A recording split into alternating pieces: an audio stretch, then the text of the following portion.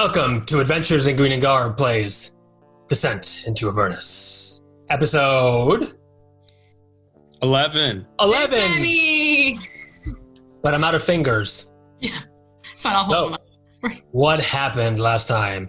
Previously on Descent into Avernus, you all scoured Lulu's dreams with the help of one of Avernus' warlords, Mad Maggie, and you found out that the sword of Zariel is hidden somewhere in Avernus, resting in a place known as the Bleeding Citadel that had risen up from the ground in hell for its protection.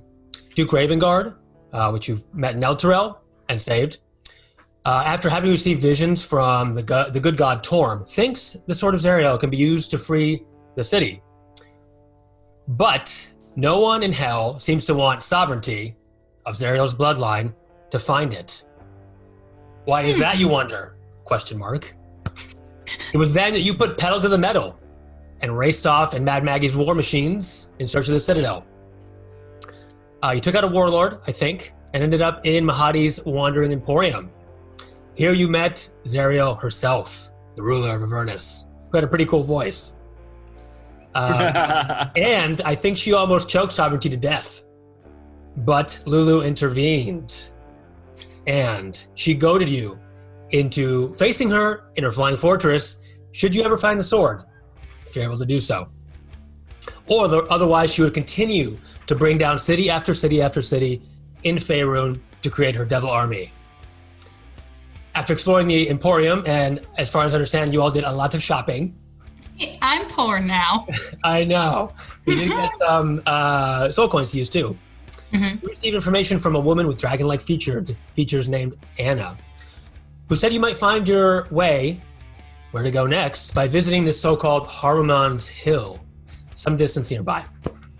And with that, the Sideshow Slashers and company take the stage.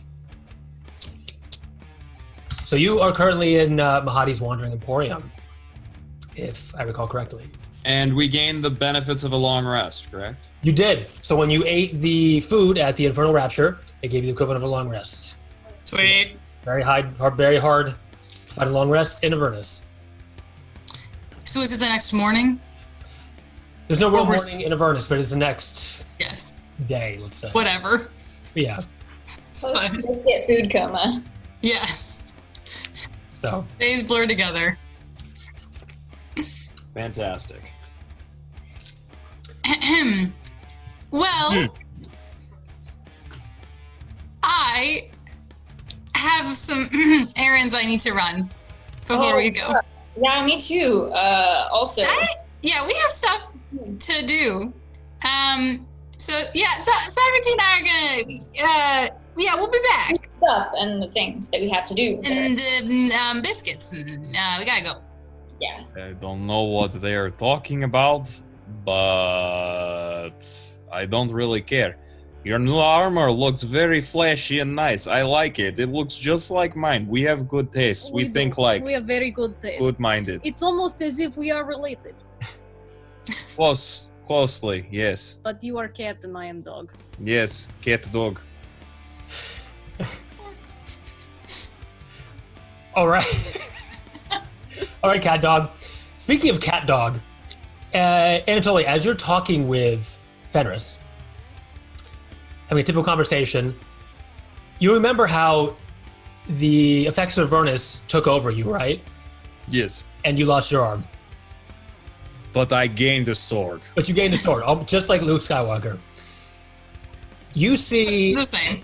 Did he lose his arm? Like, didn't Vader chop off his arm? He lost his hand, but it's not like they attached the lightsaber to the hand.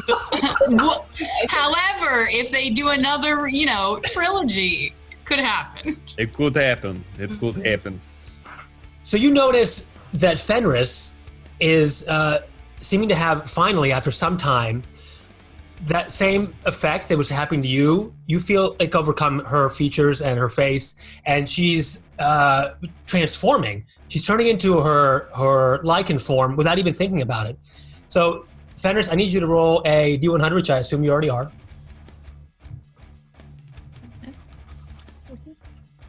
So in the middle of the... Yeah.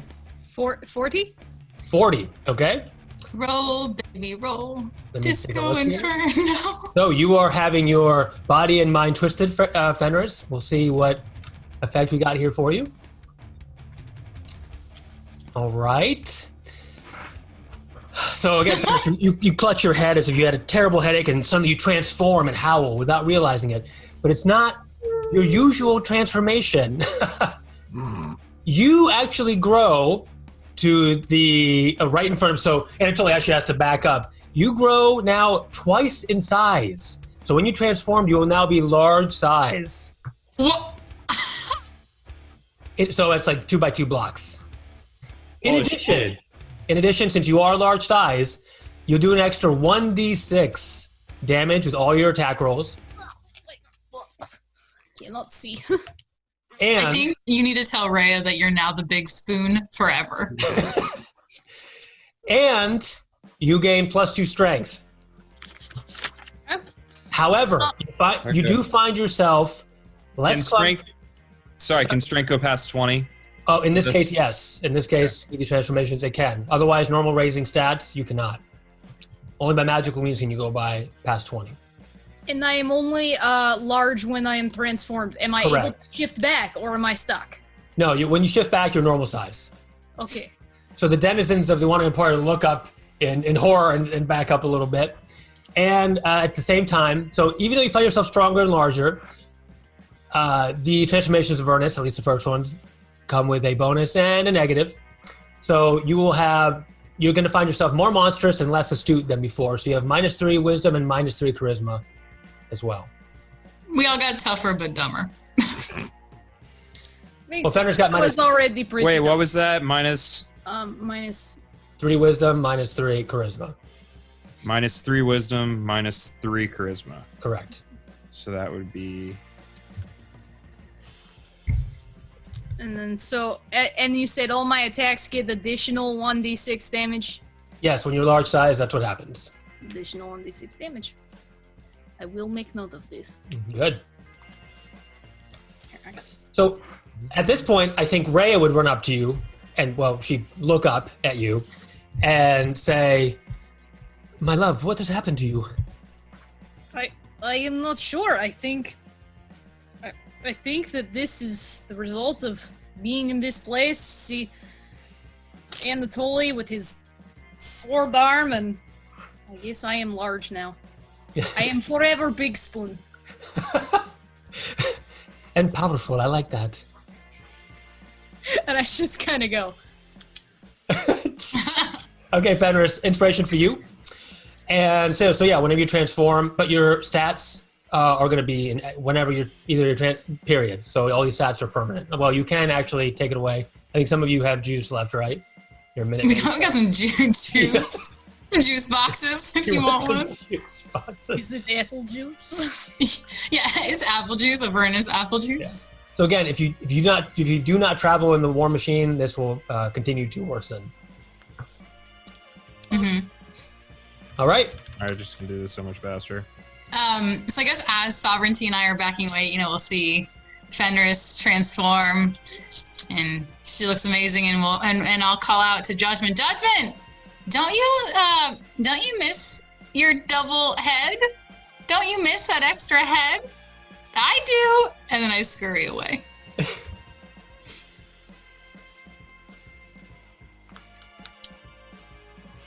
Pity. I know where she sleeps. Oh, I didn't hear that. Did not. That's he said he knows where you sleep. No, I think he said he knows where I weep, which makes more sense. Yeah, you're probably right. Okay, Judgment, what are you doing? Since Des and Sovereignty are running off, Fenris and Anatoly are doing things. Since we've pretty much taken care of most of the things that we need to do here, Yeah.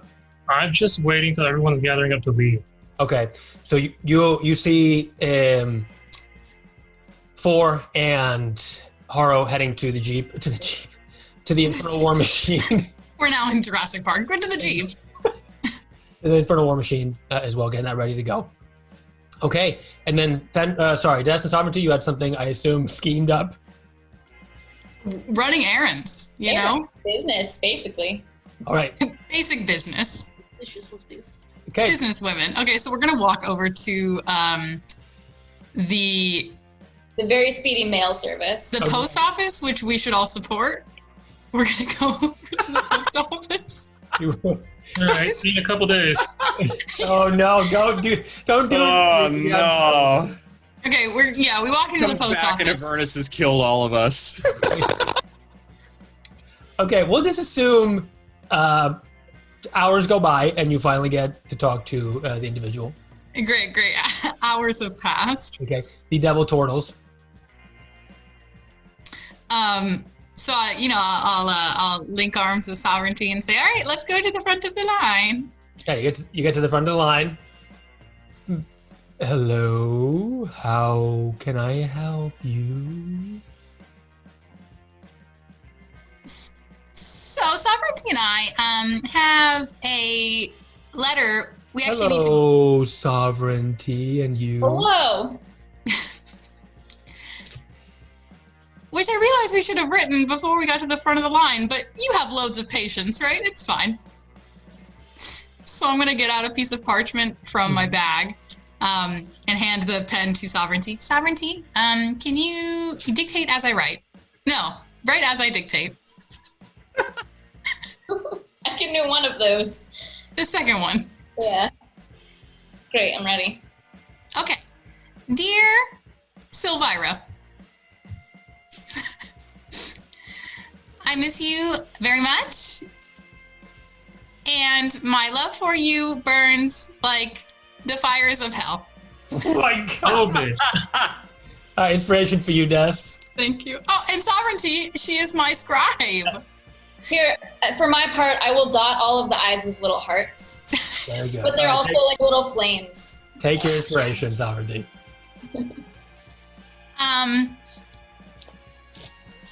I think of you as I sleep. Your beauty makes me weep. Wouldn't that just be dreaming of her, Des? Wait, what? Like thinking of her when he sleeps, would he just say dreaming? That's better. Move the brains of this. I'll just No, that's better. I like that. Yes, dreaming. I dream of you, and your beauty makes me weep. Okay, come up with something that rhymes with weep. We got to finish it out strong. That I don't know any more words.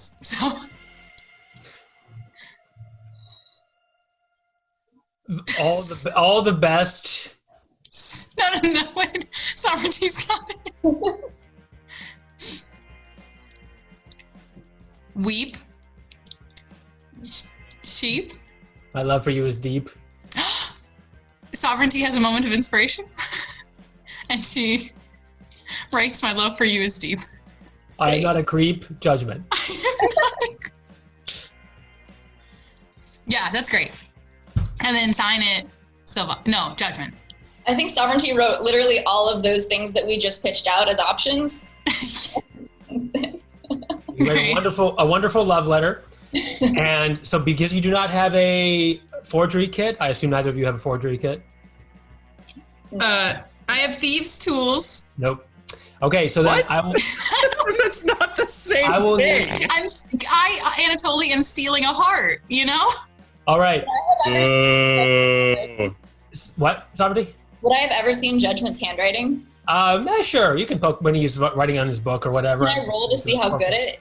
Okay, so you're gonna have to give. So what I'm seeing here, as far as doing like a forgery, you will need to do deception roll, Des, and then you have to do a sleight of hand, Sovereignty. Deception. And Yes. okay, I'm ready. You ready for this? Yes.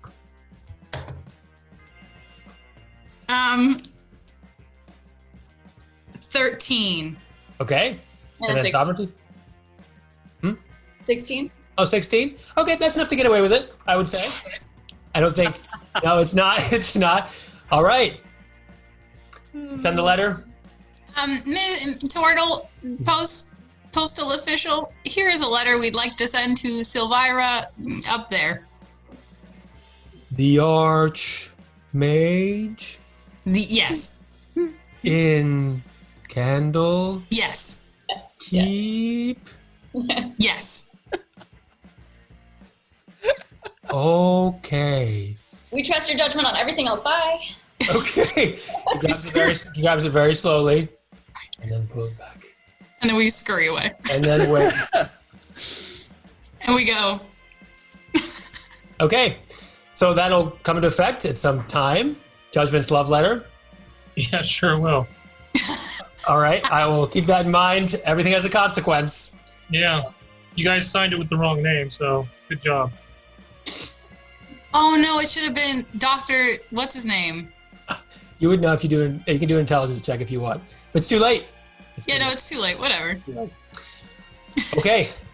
We wouldn't have known. You had jury. So Judgment is waiting for you, and the rest of the squad or the slashers at the Infernal War Machine. Well, we're all done with our errands. Sovereignty and I got our steps in, and it's time to go. Cool. All right. As you head to your war machine, which is parked outside, along with a bevy of other vehicles people used to get to the Wandering Emporium. Des, you actually, Des, give me a perception check. You got it. If I recall, you all have, for the war machine, 4 soul coins, specifically for it. Mm-hmm. I have the 4 soul coins for War Machine. Okay, Everyone else got 2. that's right. Yeah. Yes? Or spent them. I did not spend them. 16 perception. Oh, 16? Okay, you feel somebody coming behind you, like slithering behind you. I stand very still, waiting. All right. And then I whisper, I hear you slithering behind me. Okay. And I will wait. Oh, okay. And do you turn around or just take it from behind? Like the from No, I just take it from behind. Okay. All right. Well, it taps you on the shoulder, and you feel familiar warmth. Very slowly turn around Okay. Very, very slowly. with my hands up, ready to tussle. Vulcan neck. Okay. And you turn to see one of those. When you went to you and Sovereignty went to that forge, the Salamander Forge. Oh, yeah. Yes. Well, they were also. They told you they worked on war machines as well. So you see one of the salamanders. They're all like a reptilian, almost snake-like creature, but with a like humanoid torso and flames up and down, sort of like a mohawk kind of thing. And this one looks like an engineer of some kind, or like basically an engineer of some kind. He has goggles on, and he says, "Hello." Hello, did you fix our war machine? I didn't, but I like your goggles. Thanks, I just bought them the other day. Well, yesterday. Time's a social construct. Are you also a war machine engineer? No, I just have really good taste in fashion. I can see really far away in the dark with these. That's fantastic. Now, Thank you. that is one of Mad Maggie's new creations, is it not? The war machines. Yes. And she gave us one because we're on a top secret mission that I cannot reveal. Interesting. I don't care about that, but I would very much like to work on that war machine. I'll tell you what, I will fix it for free. Keep talking. And he looks at the war machine and says, I can upgrade your harpoons. That's cool. Okay. Yeah. For free? No, I will fix it for free as long as I can take a look at the machinery. The harpoon upgrades will be a soul coin each. For free? A soul coin each. For free? No. For free? No? Okay.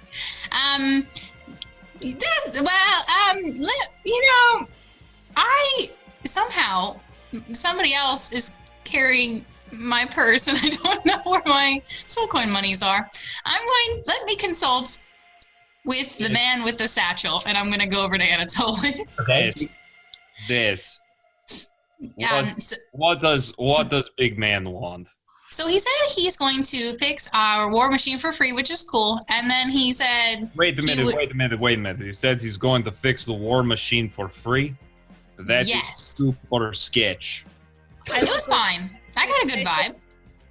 I look over, I say, not to be looking gift horse in mouth, but I agree. But then he did say he would fix our harpoons, but it would cost money. But I think it's fine, right? Can I see the soul coins? These are for our fuel. I know you still have 2 of them. I don't have any. I know you still have 2 of them. I'm all out. I know you still have 2 of them, so I misplaced them. you can contribute to the cause, or you can get out of my fucking face. What? That's mean. I don't want to talk to you anymore, and I go away from him. All right. As he's leaving, can I try to pick her pocket? No. Sure, I guess. So, Rude. sleight of hand Anatoly versus perception test. Rude.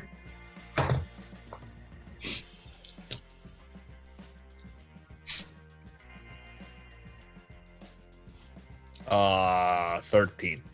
That's very funny because I also got a 13. I was waiting for you to say your number first. So, defender always wins. Ha-ha! I assume. I win. Give me the soul coins! No, get your hand out of my pockets. Did I say You you need to cut off your head, Des. I put my God, sword up in really? his arm. What? You what? I will put my sword in between your arm and Des. Yeah. This girlfriend of yours is a greedy bastard. Well, you tried to pick my pocket, and that was mean. I don't know who taught you that. Who's your mom? Jeez. And I walk away. And I go up to Mr. Salamander.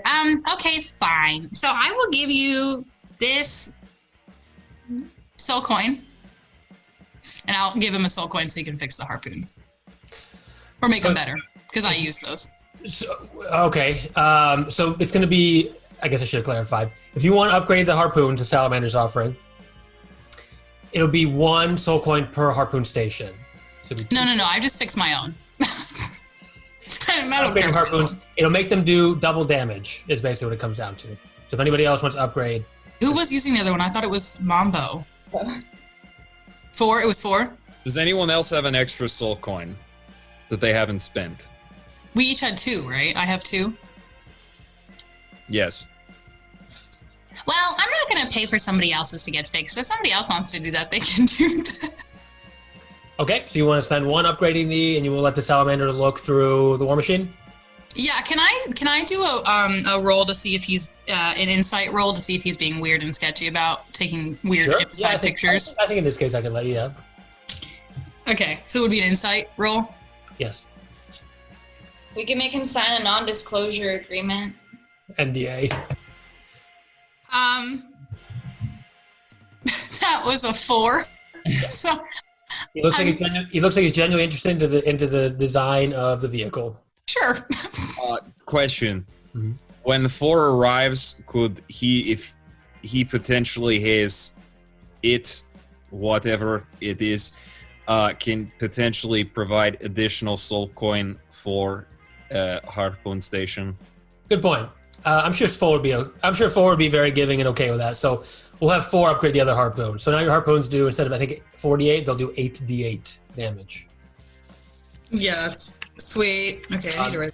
And I think, what was the bonus? Anybody have stats on the harpoons? It was. So it's plus 10 to hit, range of 120, half cover, 1 target. It was 48 plus 8. So now it's 8d8? 8d8, yes, correct. 8d8. Plus 8? Yep, same thing. Wow. You've upgraded both. So you see the Salamander, since you've given the permission, goes in and really investigates this new war machine, which you've never seen before. Apparently, it seems to be one of Mad Maggie's most interesting creations. And spends some time upgrading it, and you hear some and sparks flying, and you upgrade your basically your harpoons get upgraded to lightning harpoons. So now when they fire harpoons, What were the rest of the stats on the harpoons? Because Fenris might end up using them. so 1. plus 10 to hit, I think, right? Yeah, plus 10 to hit, a range of 120. You get half cover. you hit one target for 8d8 plus 8 damage, which is Correct. pretty. Yeah, cool. So Yeah, we had, I think Mambo was on the other one. No, 4 was on the other one. I don't remember where Mambo was. Mamba was just shooting, right? Oh yeah, no, he was just shooting. Yeah.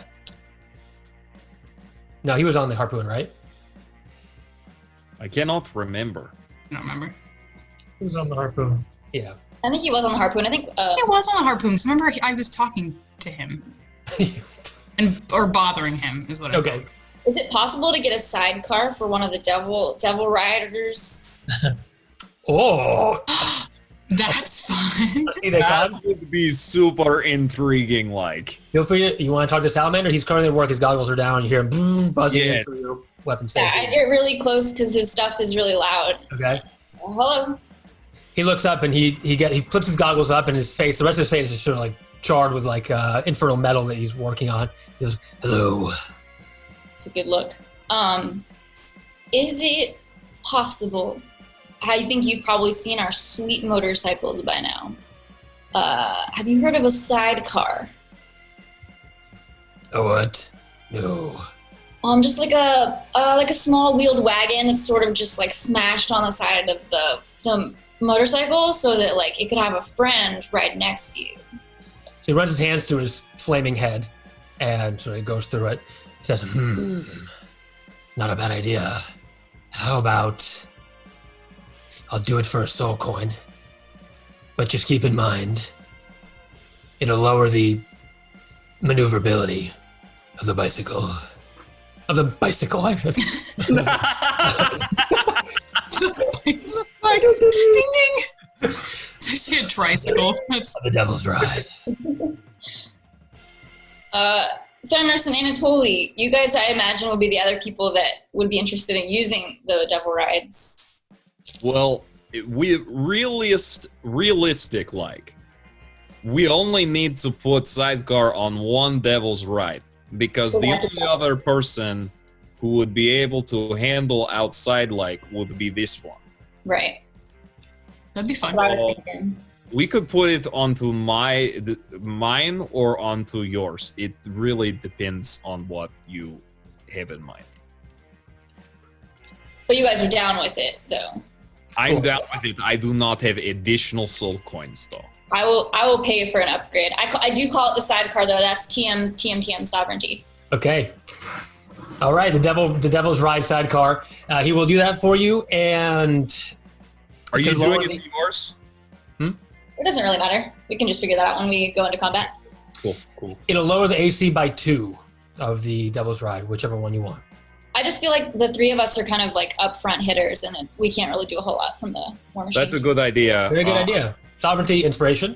Oh, thank Let's you. put it on mine. I'll take the AC. Okay. Before you have a chance to, well, before he has a chance to, well, he's finishing up on the war machine. The motorcycles are out, and everyone give a perception roll, please.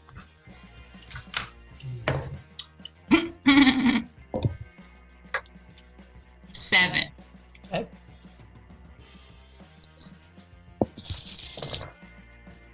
19. Wow. Nice. 11. 11. 9. 9. 2. Judgment, you are the first to notice a large cloud of dust. Almost like, remember when you fought the war machines last time? It's that kind of cloud of dust. A very big one coming towards the Wandering Emporium.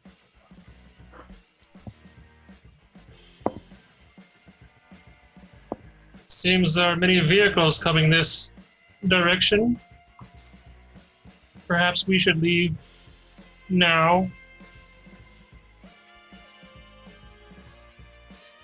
I don't see anything. Where? Can you point it out to me, Judgment? I turn to see where Judgment is pointing. Okay. When you do that, you do see it's coming. You do have the option to leave if you want, although your sidecar wouldn't finish. But what you do hear is, it is the sound of Infernal War Machines, of course, but it doesn't sound like those big ones you fought earlier. Rather, it sounds like your Devil's Rides, like a lot of them, Like the sounds of motorcycles or that motorcycle sound. What if it's a cool group of bicycle riders? We can make some friends. I think we should stick around. Maybe they are friendly. Maybe they are friendly. Yeah, What do you it's think, all the Judgment? friendly people in hell. Inspiration. Well, Judgment, if not, Judge book by cover. oh, Judgment, Judgment. judge. like books. Like, that's really funny, Fenris. Thank you. Inspiration for you, Fenris. Oh, thank you. My humor was known all throughout Barovia. Barovia. It looks like by majority you're sticking around, and the devils and the salamander doesn't seem to be really paying much attention to this happening. So, Yeah, look, Judgment, he's not worried. Okay, I'll go up to Mr. Salamander. Mr. Salamander, can you tell what that sound is? The name's Sizz. Sizzlin'. Like sizzle. Sizzle. Like That's nice. Did your mom call you Sizzle? my mom died in a tragic ice accident. Oh, we just met. That's a lot of information. Okay, I guess. All right.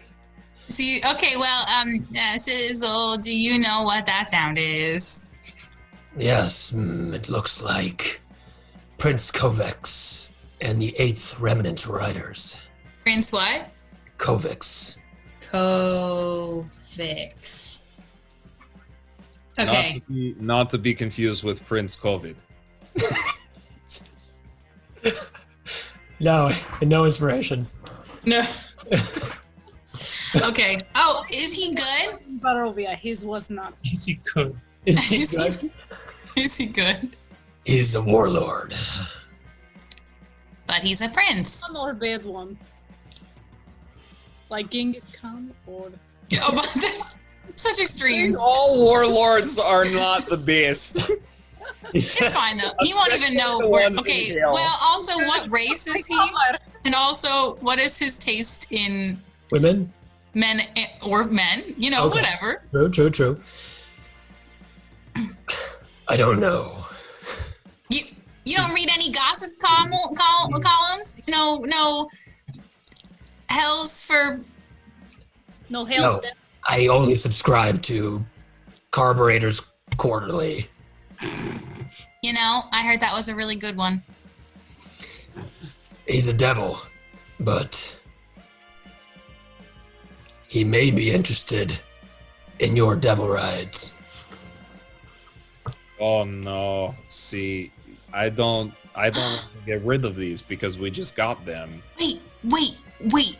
So Sovereignty trademarked the sidecar. She could gift the prince knowledge, and he could give us something cool in return. Right, Sovereignty? Venus first. I haven't put a presentation together or anything, but Judgment, can you put together a 10-scroll presentation, please? Absolutely not. Okay, as you're chit-chatting... Sorry. No, go ahead, Angela. Judgment. I have an idea. So my idea is... Yeah, I've got nothing. I can't remember. Can you take off the circlet? Oh! You know, I didn't take off the circlet, but sometimes wisdom and knowledge are different. I gently pull Anatoly back. I think you've said enough. Okay, and at that point, you notice this large cloud getting larger and larger. Since you decide not to go, you do hear now very plainly the sound of very customized devil ride engines. Yes. Highly modified. And you see this We're gonna street race. very badass sort of devil bikers. They're on these devil's ride that you guys have, but they're all They're all they're wrapped from head to toe in chains and black leather, and their devil's rides are adorned with skulls and other bones. And they rumble to a stop in front of you. And there's about a group of maybe 20 of them. I prepare my sword arm. Okay. I look and I say, we should hide our women, and then I push Reya behind me. Okay. She's now behind your large sword. Are you still large, Fenris? I shifted back after I specified that. I apologize. Oh, that's okay. All right, so now you are the teaspoon, not the... Teaspoon. But if we're about to fight, so I'll tell you what, I will push her behind me and then get big. Okay, she seems very happy to be there, and you see Behind her. protected, of course. And the one at the head, it seems a red-skinned devil, again, wrapped in chains and sort of black leather, jumps off his motorcycle. I keep saying motorcycle, but it's actually Devil's Ride. It's actually a bicycle. Not to be confused with bicycle. No, it's a tricycle. And he gets up. He gets off of his Devil's Ride. The smoke, the smoke and the dust begins to settle down. Everyone looks very up, all arms crossed, and is staring at your group. And this Prince Kovic moves forward and addresses you all. And he says the following. I am Prince Kovic, the true warlord of Avernus. 12. Prince, is he done or is he still talking? He's still talking. Ignore me. I did not. Sorry. I muttered under my breath. He's 12. Okay. He's not, but I guess I'm gonna roll perception for that. I was gonna tell him I liked his style, and then he talked. Yeah, I know. That's what I was saying. Because the voice you did was like kind of like a kid, and I imagined him on a tricycle. Leave Dr. DM alone! Sorry. Well, the point is that you don't know yet. I get it. My perception roll how old he You is. know what you're doing. So Sizz comes over. He slithers over to you, Des, and he says, "He's not actually a prince." Why do we have to be lying about who we are? I am the only one who should be doing that. And that is how I was born. A liar. I step forward. Okay. Still talking. You're with Mad Maggie. That's her handiwork. I know it. Yes! With her is like a very loose sort of statement, though. So. Prince Kovic! And I bow in front of him. It's a good idea. Oh, okay, I'll bow too. And I kick Sovereignty in the knee, so she bows. Prince Kovic! I give him a salute. Yes, talk to me. Proclaim me as a true warlord of Avernus. Well, I would do that. But your trike Devil's Ride is, shall I say, baby's toy. And I think that I could beat you in a race for your title. You little girl. He says, "How dare you?" And he looks back at the rest of his crew, who all nod to him, and he turns back to finally to you and says, "Fine, not for my Devil's Ride, but I bet you 10 soul coins at Mahadi's race circuit for you 10 two Devil's coins. Rides." Okay, let's do it. Yes! Great! Winner No, takes all. But also, he needs the title of Prince. He would be Prince Anatoly of Avernus. Prince Anatoly of Avernus. If you can best me, yes. But I will still forever be the true warlord of Avernus. Ha! I turn to Reya and I go, oh god, his ego will never recover from this.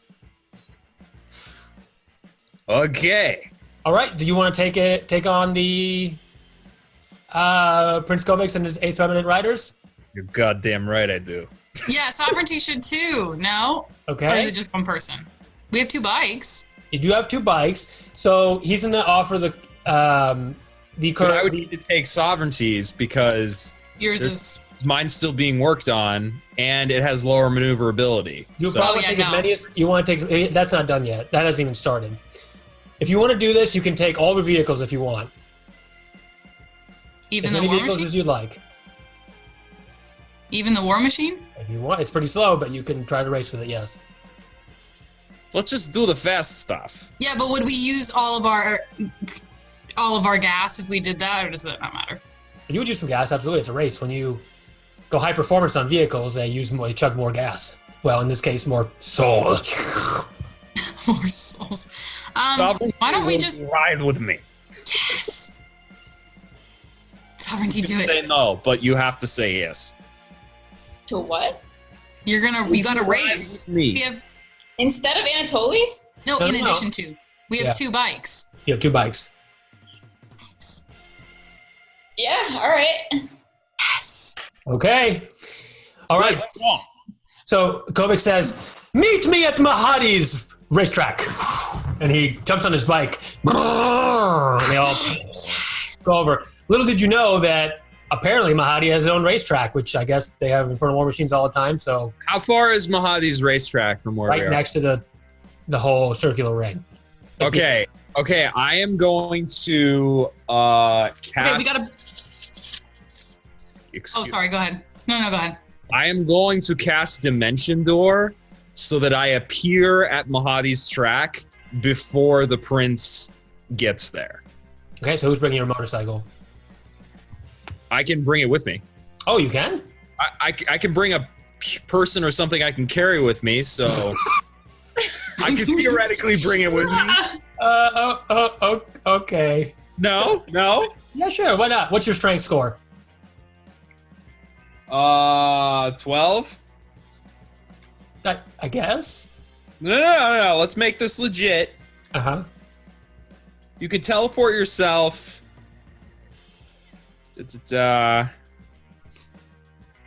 You can bring along objects as long as their weight doesn't exceed what you can carry. How heavy are these things? Probably like, I assume 1,500 pounds, roughly. So I'm guessing I can't bring it with me then. If you have a strength score of like 28, maybe? Yeah. Okay, so then I don't do that. Never mind. So you can appear there. Just have somebody else bring your motorcycle. Okay, can someone bring my motorcycle? I've got it. I don't think anybody but Fenris can carry it. Okay, Fenris. So Fenris jumps on the motorcycle, and you're gonna head over. So just the 2 motorcycles then?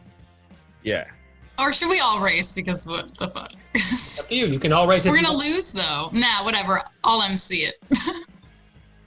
Okay. Do you want to use the Tormentor? What do you guys think? Nah, it'll waste gas. Yeah, I don't really think we'll win with it. So That's true. If I race, though, we're going to have to spend another soul coin. For the Worth motorcycles, they already have fuel still. Soul fuel. If you want me to just race, I am fine doing no. You both should race because we have better odds of beating this guy. That's absolutely correct. Yes. Yeah, I really don't think the Tormentor is gonna win though. Compared to his bike, it won't go as fast. So all we're gonna do is waste gas. I think when Judgment, Fenris, and I could also be casting spells on the side. That's actually not a bad idea. If you'd like to influence the fight, influence this race, or additionally, if you want to cheer somebody on for like a help action to give advantage on whatever they're going to do, yeah. You can So as we're like walking over, I'm going to I think what I'm gonna do is cast Flock of Familiars. Okay. So I'll do that, and that means I have now 4 bat friends. Okay. And I'll look at Huey, Dewey, Louie, and Kaplooey. Okay. And I will send one of them over to Sovereignty, my little bat friend, as the help action. So you have a familiar that can just perch on your shoulder. And then I'll send one over to Anatoly. So if you do an attack, I guess you would have advantage. Mm-hmm. And Sovereignty should still be blessed, too. So she'll have an extra D4, right? Yep. 2 attacks. Yeah. And then can I give them a bardic inspiration dice so they can actually use it? Sure, I think the bardic As it's- inspiration is going to be.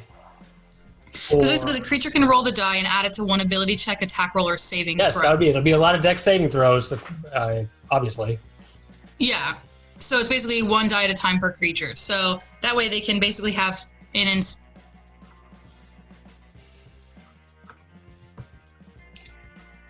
and add it too. Okay, so Anatolian Sovereignty, you will both get a Bardic Inspiration die, Which is which is basically a D20, and you can roll it and add that number to any ability check, or like to one ability check, attack roll, or saving throw. it's a D20. It's a D20.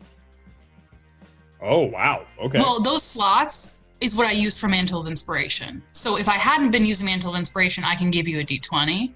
Okay. Cool. You need to give him advantage, or No. I'm saying that the Bardic Inspiration slots, Mhm.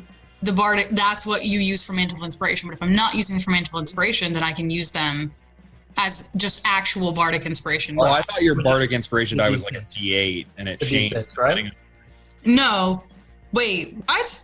Oh, crap. No, you're right. It's a D6. Ignore me. It's not a D20. I was wrong. You're right. No, can wait until after it rolls the D20. Okay, It's cool. added to the D20. I misread. You're right. Thank you. Okay. It's a D6. Ha ha ha. All right. So, would you ready to take on this challenge? Yeah. Anybody else need to buff Did Judgment Fenris? I don't know. Did I already teleport there, or did we assume that didn't happen, or what's happening? Whatever you want. Yeah, just you can't carry the bike with you, but yeah, you can teleport there. I took the bike there, so. Yep.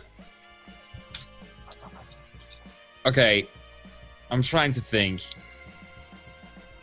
Okay, cool. I teleport there, and then I'm going to pull out my Rod of the Pack Keeper and regain a spell slot. Cool. All right, and you look at the race course, which really is just carved out dirt through the Avernus landscape. And it has some bleachers and things like that that would be typical for a race course, and they're not really full at all. But it'll be a few laps if you're ready. Oh, Same time, the whole gang of these Kovacs riders get up to it, and you see 4 go to the starting line, which is a crudely drawn sort of line in the sand. They have like bleachers for us to watch. They do, yeah. They have bleachers and even like a announcer's sort of tower. They let's have say. concessions. Yes, they do have concessions, actually. Wait, I'm going to get some Avernus hot dogs. Okay, yes, that's actually a thing you can get. And because they come from the Infernal Rapture, they're actually edible. Nice. So Reya will come with you, and you guys can share some hot dogs. Sick. Can I Judgment? So you're good. Yes. I think I'm going to see if we could place some bets and earn some money from these audience members. Could you have Mambo walk around with a cute little hat and he can collect the bets, please? Where would we obtain a cute little hat? I meant metaphorically speaking. You might have one in your disguise pack if you have. Oh yeah. Oh wait, I have some noble clothing. Yeah. Here. Okay, I'll pull out of my bag a really big floppy feathery noble's hat, and I will hand it to Mambo. Mambo, I'm gonna ask people to place some bets so we can make some money. Can you dance around with this little hat, and then if somebody gives you money, put the money in the hat? He does a joyous twirl in the air. A joyous twirl in the air. Yes, it seems like he's happy. But oh wait, you're in hell. He doesn't need to. Doesn't matter if he's undead or not. Yeah. Cool. Cool. You want me to do a disguise check or anything? As I head over to concessions, I shout back, does anybody want hot dog or popcorn? Me. One of each. Okay. Sovereignty. This is the day that we do not go into the dark. Today, we declare as one world our independence. Oh, deep. Yes. Now don't fuck this up. Because You guys into it. you know, and I know, that we do not have 10 soul coins. No. The bet was your bikes for the 10 soul coins. I thought it was 10 soul coins. No, for the bikes. For the bikes. You can review the footage afterwards. Yeah, you bet our two bikes No. on this race, dude. Don't lose. Yeah, Okay, don't- let's go. Let's do this. Yeah. Okay, can I walk up to the announcer? Oh, sorry, Sovereignty. Oh, I was just gonna ask a quick clarifying question. Does just one of us have to win? Just one of you has to win, yes. And he has 4 bikers, apparently. Him, Prince Kobex, and 3 other bikers are at the starting line. Okay. All right. We ready? Anything, Judgment, you want to plan, or Fenris, or Des to do? I just will sit in bleachers with Reya and Hot Dog and say this ought to be good, and then take bites of Hot Dog. Okay. Reya takes a bite of your hot dog and leans her head on you. Just to clarify, I have I give her the a help kiss. action, so I basically roll. I have advantage on every roll. No. What? You mean from the From the bat? bat's just for when you attack, right? The help action's for attacking, or is it for No. everything? Checks. What's up? Through any check, I'm pretty sure. I think you're right. I don't know, but they. Maybe that is the case. If so, I'm not sure. I'd have to look that up. I mean, I know you share. next ability check. Yeah, that's true. Yes. Yeah. So one of the.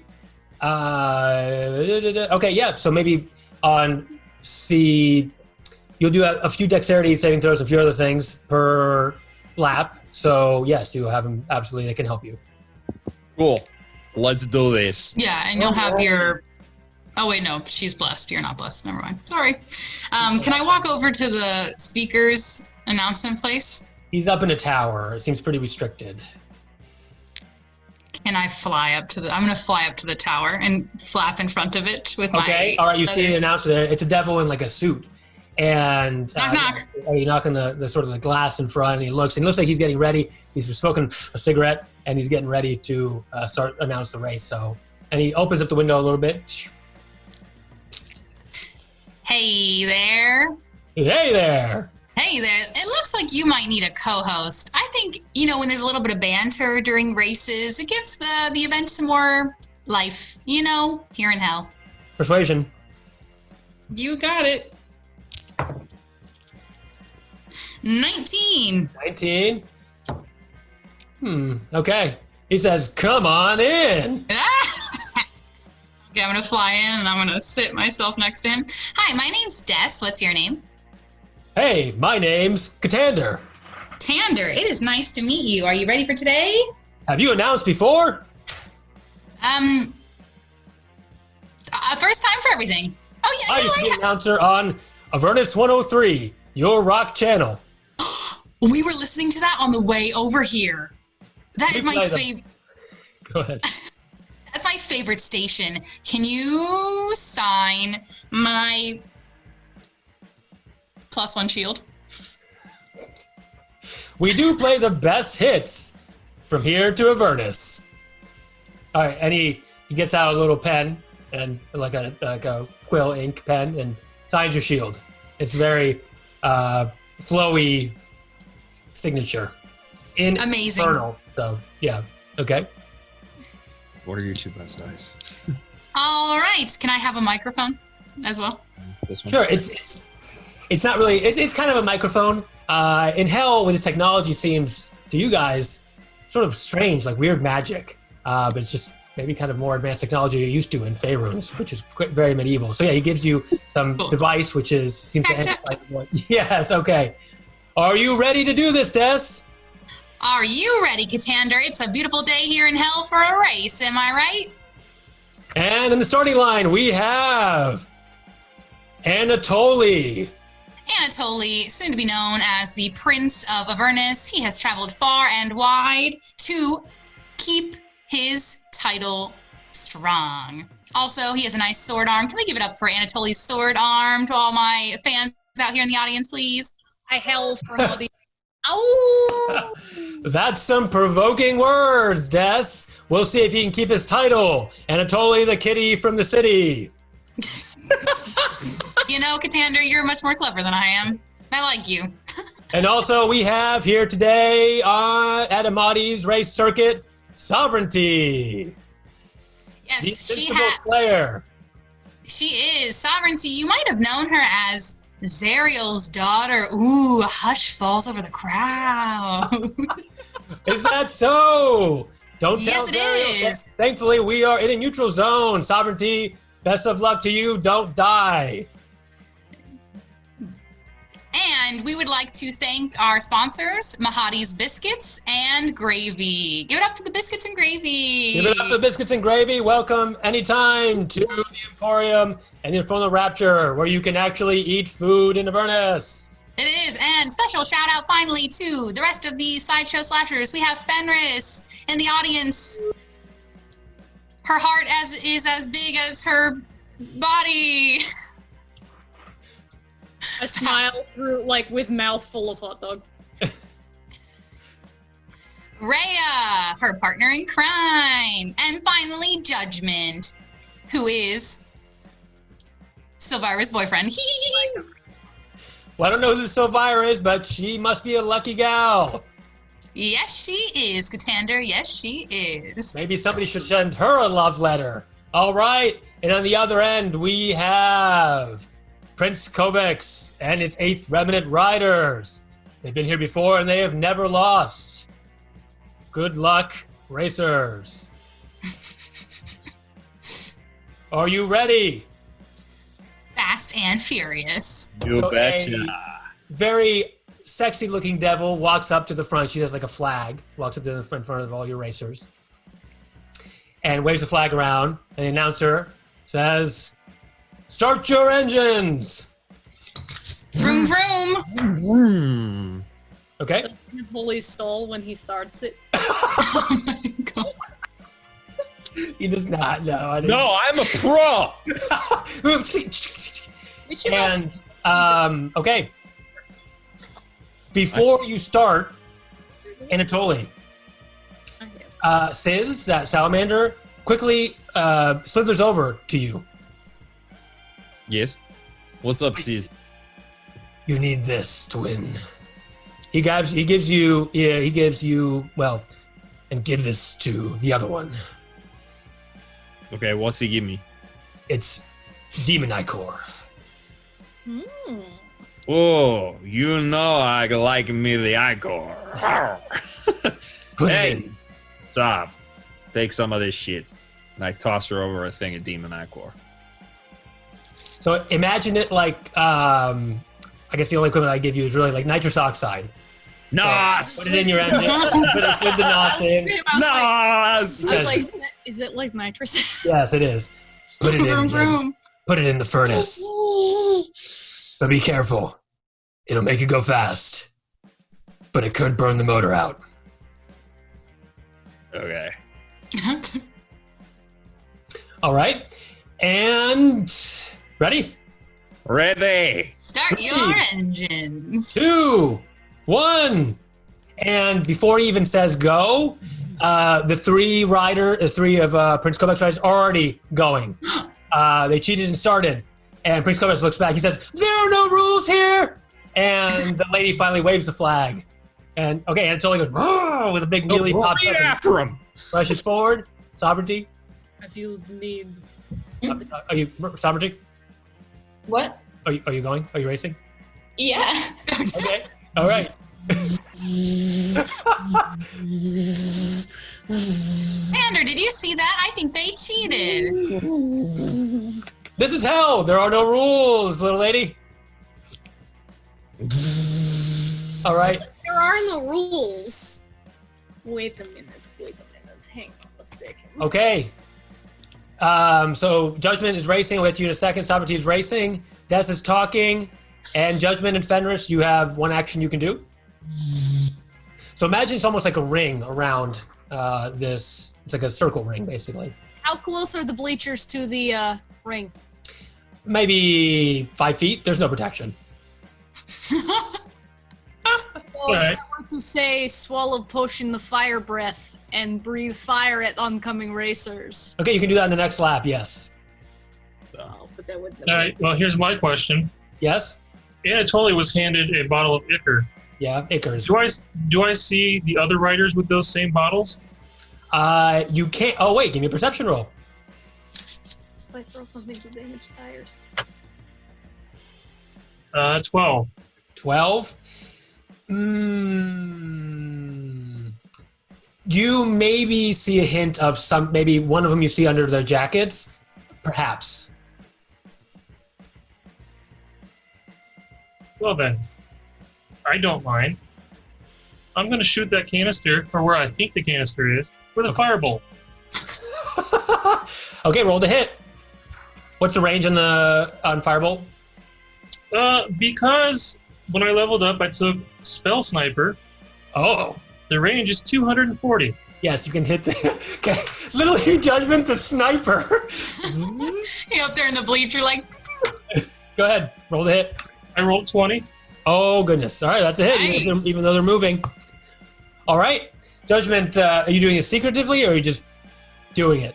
Hey, they said cheating is good, so here we go. All right. So Judgment casts a spell, and you see him really focus in on one of the bikers, and fires a bolt which travels with faster speed than you're used to seeing these magic spells go, and it zips across faster than the motorcycles, and it curves around at the very last second, and it hits this other rider, like on the side, like by his jacket. And you see Demon Ichor explode all over him. He's covered in blue, and he has hard time controlling his bike, and it's sort of wavering back and forth. He doesn't fall, but he's now way behind, and he has no more nos. Do I pass him? Yeah, of course you pass him. So I like Look at Sandra, look at Anatoly, go! pass him around. Sovereignty and Anatoly. Wait, Sovereignty, you want to do anything? Yeah, absolutely. I would like to. How close can I get to one of the other riders? The one that Judgment hit is basically right next to you now. Great. So hold on. Yep. The reason I shot Firebolt is because the Ichor's flammable, isn't it? Yeah. I don't know, but I'm going to assume yes. It sounds like, but he's immune to fire, so either way, he would be in a tough spot as far as like the motorcycle. I'm just saying that there's a lot of fire right there right now. Yeah, so you have an easy hit on him, Sovereignty, or whatever you want to do. I would like to take my potion of fire breath at this point. Yeah, go ahead. I would like to turn and look at him, and I'm gonna say, "Hey, why don't you lose?" And I'm gonna cast command. Okay. Oh, it's commanded to have him do what? Lose. Literally, why don't you lose? Okay, it's a saving throw, I assume, right? Yeah, he's gotta beat 14. 14. Wisdom How save. many laps does it take roughly? 3 laps to win. First Okay, person. so we're still on our first? You're still first, and you haven't done. Yeah, correct. Okay, cool. All right, Sovereignty. So Mario. this individual, after you hit him with this, his bike's on fire. He slows to a stop, and he puts his head down and pulls his bike over, and he just goes to sit on the sidelines. You're doing great. And you just you pass him. So okay, Why don't you lose? why don't you lose? That's very funny. How long does it last? Is it concentration? It is. It lasts for a round. Okay, so he might get back into it, but you'll be very far behind. Great. All right, so now Sovereignty and Anatoly, give me a dexterity saving throw. With advantage because of bats, yes. The bats are funneling their bat power. Bat power. 19. 19. 19! 19. Nice. I got to roll for the other riders. Okay. Anatoly, you managed to catch up to one of the riders. Prince Kovacs pulls pretty far ahead of you. And the other rider is a little bit ahead of you now. So, one lap is over. You are heading back to the front straight, or the back straight, I guess. And from the announcer's box, Des, would you like to do anything? How How about this Yes. race, folks? Yes. Wait. Would you like to send some inspiration their way? Okay. Wait. So can I see the prince? Yeah. So he's within range of me then? Yeah, well, it depends what you mean range, but yes. Yes. Okay. So I'm going to, through the magical microphone, I'm going to cast vicious mockery on him. Okay. So, Katander, I really thought when the prince rolled up to this race, he was going to show up in a tricycle because that would match the way his voice sounds. All right, I'm going to give him a wisdom saving throw here. Yeah, he has to do a wisdom throw. That is a success. But he realizes the spell is coming at you, and he shakes his fist at you, but continues to pull forward. You know what? Your mom. All right, who's Fenris? You had something going on? Is Kovacs coming towards me? Yes, he's in front of the pack. When he gets close enough to me, I'm going to breathe fire right in his face. Okay, it won't hurt him, but it'll definitely make his racing not very good. So, is that a roll to hit? Did I get to take an action last lap, or was my action just the saving throw? I don't know. Probably just a saving throw.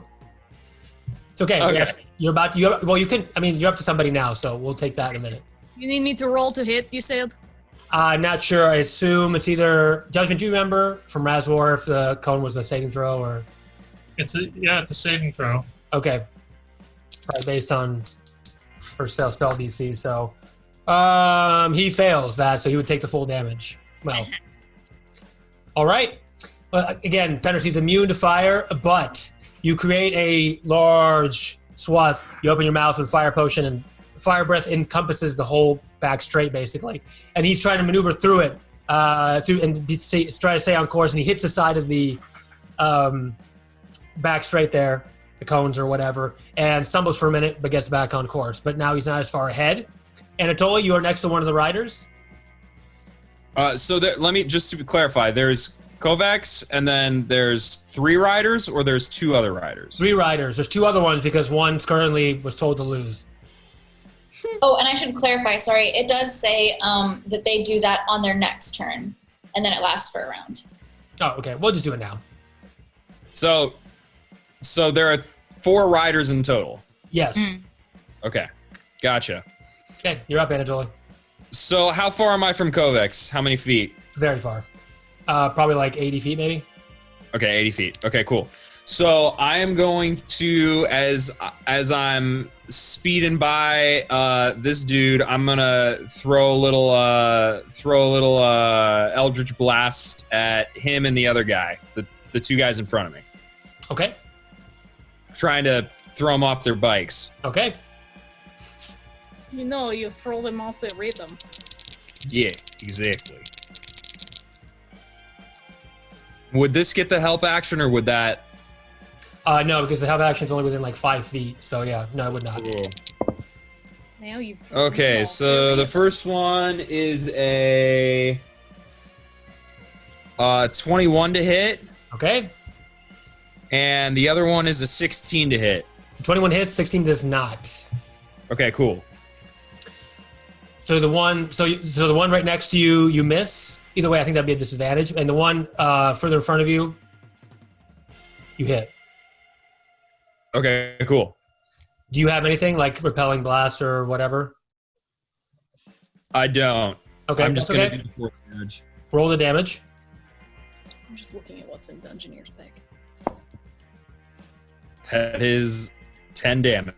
10 damage. So one gets hit in the back of the head with force damage and knocks his head against the motorcycle. And he loses a bunch of ground as he's sort of trying to recover. So you are now caught up with 2 of them, but Prince Kovacs is still pretty far ahead. Okay. Okay. And Judgment, you're up. All right, so They're basically right in front of you now, Judgment, on the back straight. everybody, No, except for Prince Kovacs. So how Anatoly, terrible. yeah, Anatoly and the other 2 riders. All right, well, one of the riders Mhm. needs to make a Is it a Constitution saving throw? Okay. Probably a failure. It's a 6. Definitely a failure. He is now blind. Yeah. Wait. Okay. Is that a concentration? No, it is not. Okay. He's just blind for 1 minute. Okay. So, he will have disadvantage to any other actions he takes. He gets to make the save again at the end of each of his turns. Okay, got it. Wow. Okay, so suddenly a dark mist it covers this racer. You see it right next to you, Anatoly. He's no longer seeing. He's sort of flying by the seat of his pants and maybe by sound. So good. Sovereignty, what are you doing? You have caught up basically to Anatoly and the two other riders. Yeah. So you'd say I'm within 30 feet of how many of them? 2. Who are sort of right next to Anatoly. Oh, next to 2 of them and Anatoly? Yes. Okay. I would like them to make a wisdom saving throw. Okay. Now we're just not even saying what happens to them. Yeah, what's after. happening? Maybe you should tell. I drive up and I've got my sweet, plate mail, and I'm just I look really cool. And then I've got, my real dark, demon eyes. I'm gonna try and frighten them with my conquering presence. Okay, cool. Okay, so one was an 18 and one was a 12, which I assume one's a... Yeah, the 12 loses. Yeah. So if he's within 10 feet of me now that he's frightened, he has to freeze and take psychic damage. Yes. Is fighting where he can't move towards you or whatever? Yes, frightened is they have to move away from me, but my aura of conquest is that their speed is reduced to 0 while they're in my aura. So if they're within 10 feet of me, they have to stop. Okay, so one of them suddenly tenses up in fright looking at you, and his motorcycle continues to go, but he's not able to move it, so it's just, it goes into the bleachers. So suddenly this individual crashes in the bleachers, all the devils, well dressed as humans here, move out of the way, and suddenly this bike goes and flips over. Fenris, I need you to give me a dexterity saving throw to get out of the way. No, Fenris, save the popcorn. Yeah, I didn't make that. You didn't make it? Okay, I will give you, as you see it coming, would you like to transform? I'm already transformed. Oh, you're sitting on the bleachers as a giant werewolf? Okay. Eating a hot dog? Eating a very tiny hot dog? Yep, pretty much. All right. So the Reya gets really scared just behind you, and Fenris, give me a athletics saving athletics step, please. Yes. Okay. I'm at advantage because I'm transformed. You do have advantage, yes, correct. 28. 28? No, it's 38. Because I get plus 10. No, 20. 28. 28. 28. All right.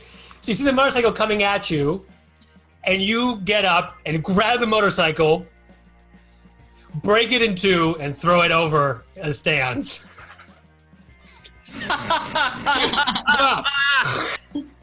And just rip it apart. Like big fluffy dog. Okay. All right. And Reya is very impressed. She has hearts in her eyes. And that rider's out of the race. He has no vehicle. It's no vehicle. Okay. And now, second lap, Anatoly and Sovereignty, give me a dexterity saving throw.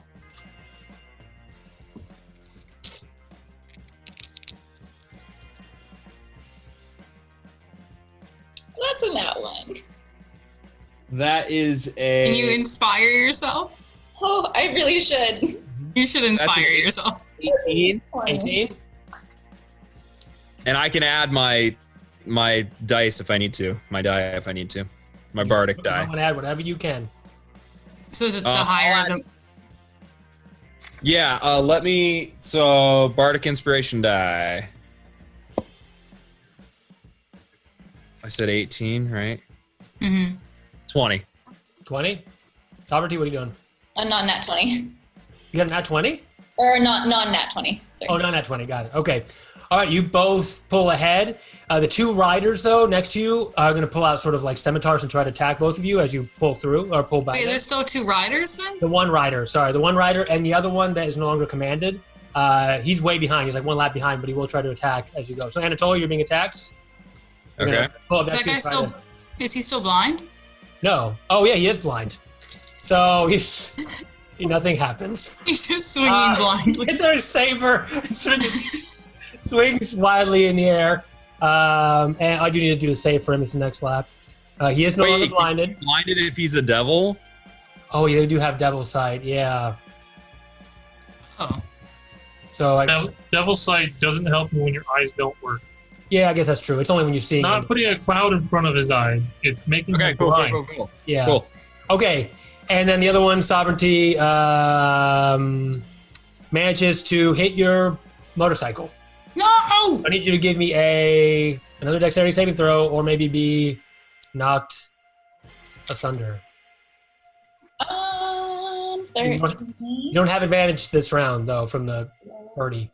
Okay. Oh, we didn't have advantage from the... No, for this, it's another one. She can't. Oh, yeah, I was like, what? I use my hashtag bless for this save. Okay. Okay, so it's 17. I can do math. Oh, 17? Yeah. Okay, so he goes over and tries to kick your bike, and you pull out of the way, and it only serves to jar him further, and you pull ahead. So right now, you have one lap left. Sovereignty Anatol, you do not seem to be able to catch up with this, with Prince Kovacs. How close is he? Have we gained anything on him? You have not gained. In fact, you're losing ground. Wait, do I have a turn? I thought you Wait. did. You tried Vicious Mockery. Oh, we're still in the same round? No, maybe was that the first time you did that? Yeah, I feel like I should be able to do something. I think I should have taken initiative. I should have just taken initiative for this. Yeah. Okay, so go ahead, Dust. Oh, maybe I thought Vicious Mockery was lap 1. No, am I imagining that? You're on lap 2. So it Okay. happened when they turn back to the front of the. Oh, okay, cool. So then I'm gonna cast, opening the window of the booth. Mhm. Oh wait, Dust. You might have to say that for round. So what happened the first round? You were talking. Oh, yeah. Okay, so the second round was Vicious Mockery. Okay, Yes, never you have mind. one more round to do something. As will you, Judgment. As will you, Fenris. Just a moment when they get back to the front of the lap. Okay, never mind then. Yes. And then Sovereignty. You did something already. Anatoly, did you do something? I didn't really get a first turn action, Now. so I got a second turn action. So Good, so take it now. okay, I'm gonna use my I can use. Can I use the Demon Eye Core? Sure. Oh yeah, that's a bonus action actually. Okay, so I'll use my Demon Eye Core. Okay, so roll a d20. Okay. Don't roll a 1. 1 die. 1 die.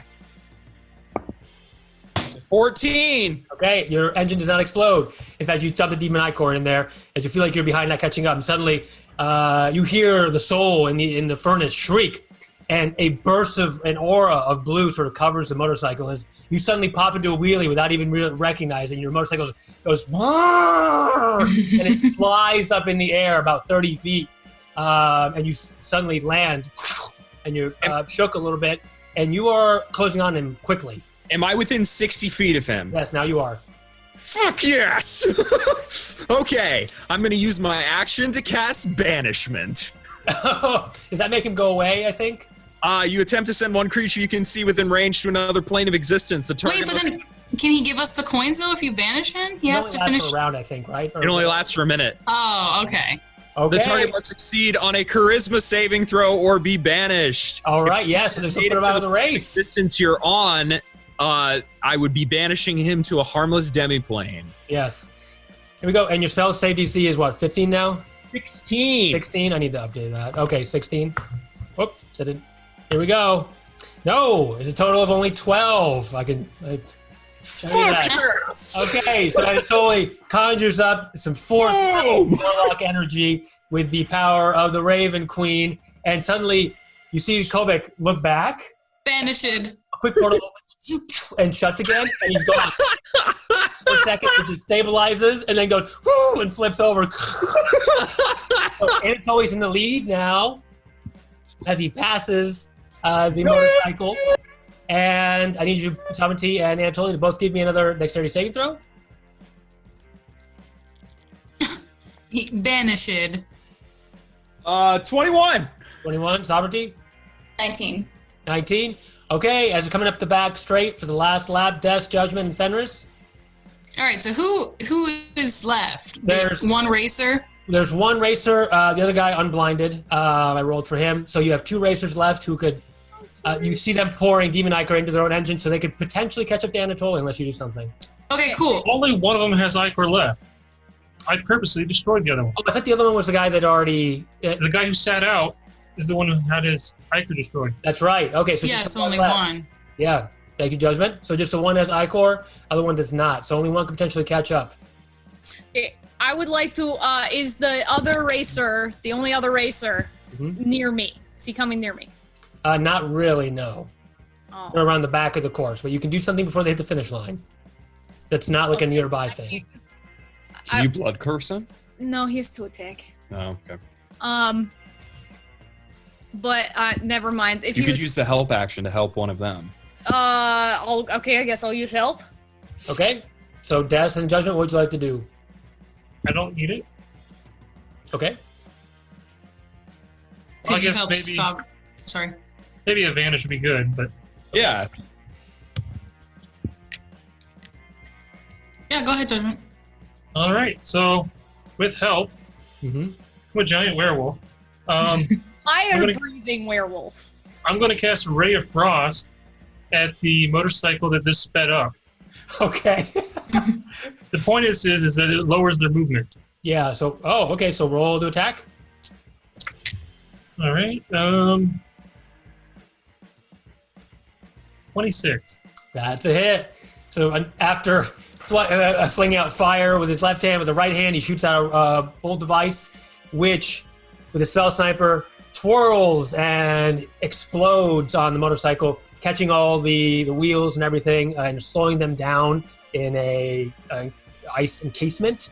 And the Demon Ichor it breaks through it, but it's still not enough to catch up to Anatoly as he crosses the finish line in first place. Yay! And the crowd goes wild. Yeah, so there's not any cheers at all for Anatoly, just boos. Oh, well, we're cheering. From the I pop a Devils. wheelie and like do like a circle like with the wheelie in the. Yeah. Are there people behind me booing? Yeah, of course, there's tons of I people. stand up in my giant werewolf form, turn around, and growl and scare the ever-loving crap out of them. Okay, the popcorn goes out of their hand, and they run away. Okay, and the announcer looks at you, Des, and we have a winner. We Anatoly do. is And- now Prince Anatoly. He is Prince Anatoly. What will he do for his people or not do? Well, Des, as you know, that is a title that has no meaning in Avernus, but it sounds cool. I know. Doesn't it make you feel better, though, Katander? It really does. I It might start really calling does. myself Congratulations Queen to all our Des. contestants. And we'll catch you next time on Avernus 1035. Your rock station. And he checks Bringing you everything out. all the hits from here to Baldur's Gate. He looks at you, Des, and says, "Would you like a position here? We pay very well." I mean, Katander, I'll take the paycheck, but do none of the work. Okay. We don't pay anything. It's slave labor. Okay, I have to go now. Okay. And I fly out of the booth. All right. Okay. Glad- What's his name appears? My Yeah, so Spanish. Prince Kovacs appears and walks over. Sovereignty, Yeah, hold on, it's wait. fine. Can Sovereignty say what she just sent me? Yes. No, it's so funny. Okay, go ahead. Fine. Nope. Do it, Sovereignty. Oh no, I was just saying that the announcer was probably also the kind of person who says that they do it for the it's good for the experience, like it'll boost your resume, you know. No pay. Oh, God. Yeah.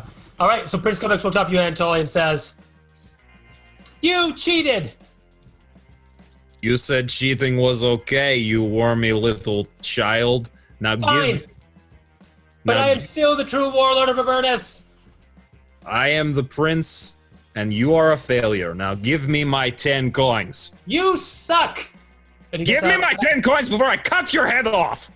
But maybe now I don't want to. I come up behind him and grab him by back of shirt. I think you should give him coins now. Okay, Fenris, I need to give you a stealth saving throw and a strength saving throw. Sorry, ability check. Need to check something. Okay, stealth is 24. Okay. And the strength is 26. That all happens. Okay. All right, he's sort of dangling there. A little bit to see if any other money comes out. Oh, you do. No, just a bag of soul coins come out. And about 5 flasks of demon liquor as well. Oh, Take I'm them. going to take all of those. Okay. Okay. So the coins, I take the coins. Mm-hmm. I drop them on the ground because I Okay. I pick up the coins and I say, I'm going to go get my tattoo now. All right. Good. So you're so you're taking all 10 coins? But Yes. no. By this point, I have floated down. No. I'm taking 8 of the 10 coins so I can get my tattoo. Okay, wait a minute. We all helped you, so that's not fair. I really wanted the tattoo, and like I fought for the tattoo. Yeah, but we all helped you, and I gave you a bat, and Anatoly Sovereignty also helped out too, and Fenris, and Judgment, and Mambo was wearing a cute little hat, and I never had him take any bets. I know, but I'm keeping 6 soul coins for us to use for the engine. That's plenty of soul coins. The motorcycles I don't are motorcycles out of fuel now, as is your tormentor still. So you need 3 soul coins. You want to use any of those? That's what I'm saying. You basically used all the fuel for this one race. So we just did this race for you to get tattoos? I don't think so. Listen. Here is thing. I on front line. I need resistance to fire damage. I need tattoo. It make us all stronger. If I have resistance to fire damage, I can use sword arm more ability-wise, and I can get more soul coins. I think this is a democracy, so let's all vote. Put your hand up if you want Anatoly to get a tattoo. Okay. Raise your hands. Let's do this democratically.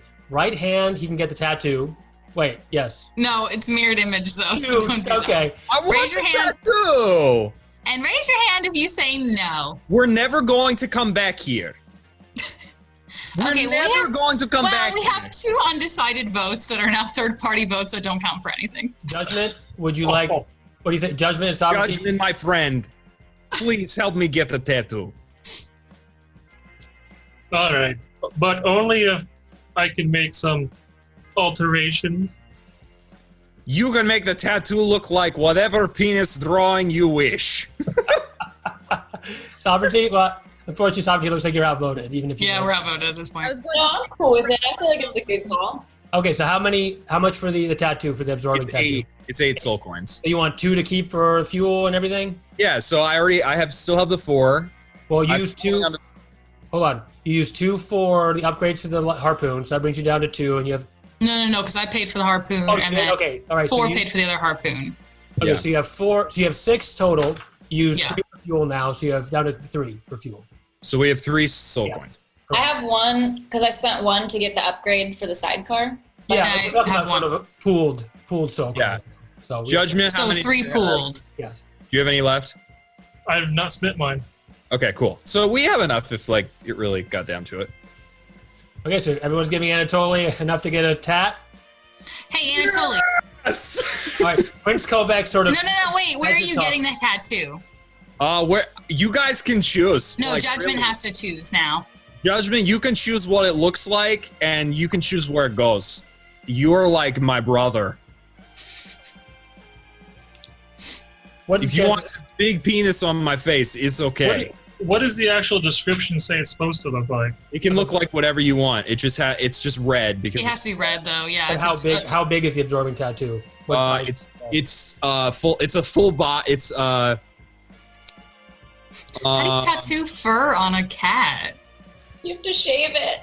I shaved cat Anatoly. Oh my god, does that mean Anatoly's gonna be like a naked cat? A shaved cat? It would make the most sense to do it on my back. Wait, it's a How big is that one? absorbing tattoo, very rare. So it's 2 limbs or the chest or upper back. No, what about lower back? ramp stamp. What is it? Bunch of Christ. phalluses. They said 2 limbs? Yes. 2 limbs, yeah. So you could have a penis down this arm. Oh my and god. down Okay, this arm. enough with. I Anyways, only have 1 arm. Oh, that's right. You only have he has a one leg, an arm, and a leg. arm and a leg. Yeah. No, you can do an arm and a leg. So you're saying we could have like fishnet stockings tattooed on your legs? Yeah. Yes. Let's do it. Yes. Very sexy cat. Is that Aren't the you excited choice? about that? He's shaved from the belly button down, and it's just like. Sovereignty, I'm gonna need a new fanfic drawing Oh my of God. Anatoly with red fishnet stocking legs. That gets me into a part of the internet that I think I just think I don't want. Okay, Judgment. I think this means though, because you are the inspiration behind the tattoo, that you have to go in there and hold Anatoly's. Oh, excuse me, Prince Anatoly's hand while he gets his tattoo done. You mean his paw? They do not allow me inside the premises. Oh, that's right. Well, you're holding his hand, mentally. At this point, Prince Kovacs has run away and said inconceivable or something, and that's it. So Keep using that word. I don't think it means what you think it means. all right. So It's I only- have resistance to fire damage. No, we have to go get the tattoo done though, right? Yeah, that's okay. We can. The shop stuff is. He goes into the parlor. He gets some devils give him some tattoos of fishnets, and the kitty from the city now is very glamorous. As you as you head back now, and when you arrive back to your war machines, and Jeez, keep successfully it from won, running. you now have your sidecar 2 on your motorcycle on your one devil ride. Nice. Cool. Wins. Very well done. I wasn't necessarily expecting a win there, but you pulled through. Teamwork. I was literally, my one thing I was going to do was, because I looked at what was in my Dungeoneers pack and I was like, oh, there's a crowbar in it. So I guess I could just yeet the crowbar. Eat. And hope that it is. Yeah. I was like banishment, please let me use banishment. That was awesome. Yeah, good. Like, Good. the most I can do is breathe fire or just yeet the crowbar itself. Good crowbar. Keep that for next time. Okay. Should we continue at the moment? You ready to go to Haruman's Hill? Because that's really the only place you can go. Continue or break? It's about 8 o'clock now. It's up to you, friends. I could go longer, but if anyone's hungry. Sovereignty, you were hungry though. I like 8. You don't want to eat. Yeah, we I'm might just let's keep going. We might just place an order really quickly Okay. and then So that's Okay, that's fine. Then we'll just stop when yeah. you're done. When your order is scried. Okay. I actually need to take a small break. Oh, okay. Then we'll just do Take that. a 5. Yeah, take 5. Okay, cool. All right. No. All right. We are back after that incredible race. Vroom vroom. Avernisian Mad Max motorcycle. I think this episode could be called Prince Anatoly and the Marvelous Tattoo Race. Okay. Yeah, there you go. Yeah, we'll take that into consideration. All right. You get back to your machine, the Tormentor, Tormentor. and you see Mahadi waving to you from the edge of the Emporium as you get ready to go. Any last things you want to do? Sovereignty, you raced well today. Thank you. I'm back to normal at this point. I'm not done. Do we gain the benefits of a long rest? If you use Judgment's Tiny Hut, Judgment, can we gain the benefits of a long rest? We don't. I was like, we wouldn't know. We wouldn't, I guess, know that he has that. that's true. We could, Mahadi's place, we had to pay. How much do we have to pay to go rest there? You have to buy a meal, basically. I think it's like probably like 100 gold each. I'll do that. I'll do that. So no. I don't have any money. I'll buy you dinner. Oh. Dinner first. So Judgment, do you I have have the Tiny Hut yet, or did you get that when you leveled up? That was part of the level up. You know, I just really want some more of those biscuits and gravy, so I want some more of those waffles. I'll spend 100 gold. All right. Judgment, For those- are you hungry? For those who wish to be frugal, I have attained a spell so that we may sleep in peace.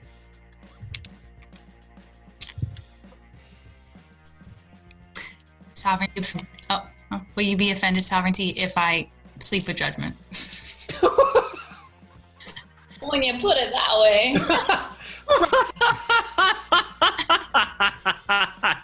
Okay, so the answer is everything's fine. Okay, cool. Yeah, that's fine. Cool. Okay, well, we can rain check dinner that's not 100 gold each. I mean, I would pay it for you. But... Oh no, now I feel awkward because I told Judgment I would sleep with him. Sovereignty inspiration. That definitely sounds good, though. That sounds like a good way to not spend our gold. If he doesn't mind. Judgment, do you mind if Sovereignty and I sleep in your little hut? Ugh. Tiny hut. Tiny hut. It's with you. Don't forget your sleeping bag. That sounded very ominous. What happens if I forget the sleeping bag? Then you'll sleep on the cold, hard floor of the machine. But not when she's got sovereignty to keep her warm. Okay,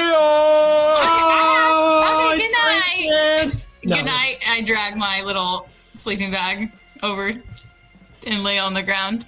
Hey guys, It is very cold though. I have some fan art. It's Judgment and the tiny hut. So it's kind of hard to see. He's missing a head, DM. He has a head. It's just hard to see. No, he needs 2 heads. Damn it.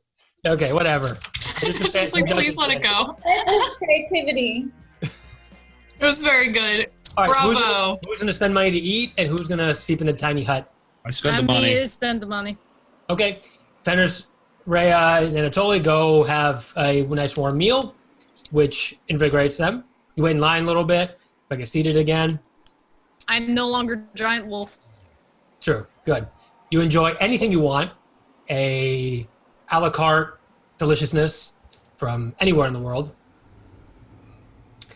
And the rest of you sleep in your sleeping bags in the tiny hut. Which, when you go in there, it's very peaceful and you do not feel Avernus at all. It's very neutral. So you sleep for 8 hours. Meanwhile, Fenris and Anatoly eat for 8 hours, and we'll just say you all get back together. You all get back together at the same time. How do you eat with your sword? Do you like chop with the sword arm and then like eat with your... They lounge on their Barovian favorites. Okay, everyone ready to go to, I assume, Haruman's Hill? Let's do this. Yes. Yeah. Okay, you get in the car, you get in the Infernal War Machine. Fired up till there's soul coin in there. Ah! And I will hang my tongue out of sidecar like dog I am. okay, No, we're still Or in in the the big one. Never mind. yeah, you don't want to waste fuel on all 3 vehicles, so I recommend, yeah. And we'll have, I guess, 4 drive this time around. And you drive up into the sunset, leaving the Emporium behind, which you can use at any point. Now you know the location of it if you'd like to purchase some goods in the future. Cool. Cool. All right. So you have some time. It's going to elapse before you get there. Who wants to sing 99 bottles of greater healing on the wall? 99. No, we must play I See with my little E. You arrive at the place. You don't. Des loses every round. I'm going to... Okay, Judgment, can I talk to you for a minute? In private. Must. In private. I'll take that as a yes. Where on this vehicle is there privacy? You could both squeeze into like a weapon, like the shoot the. Yeah, that's where we're gonna go. Weapon. Step into my office, Judgment. How awkward.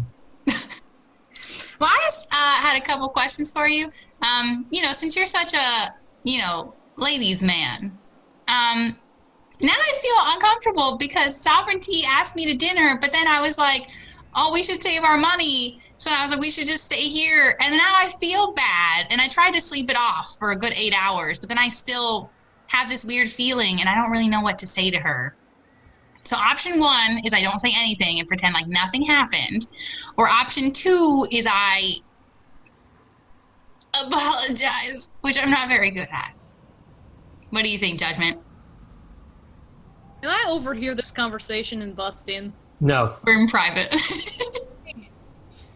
Before I give you my tips on love,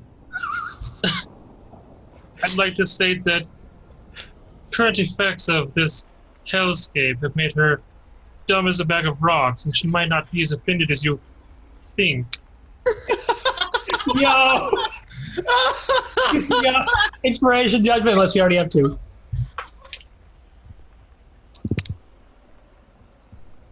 Other than that, Are we talking like lava rocks or like sedimentary rocks? You know. Like great. she can be the smartest rocks you know. Yeah, but you know, the heart isn't dumb, right? As for tips, Yeah. if you feel bad, create a meal of your own and invite her on a picnic.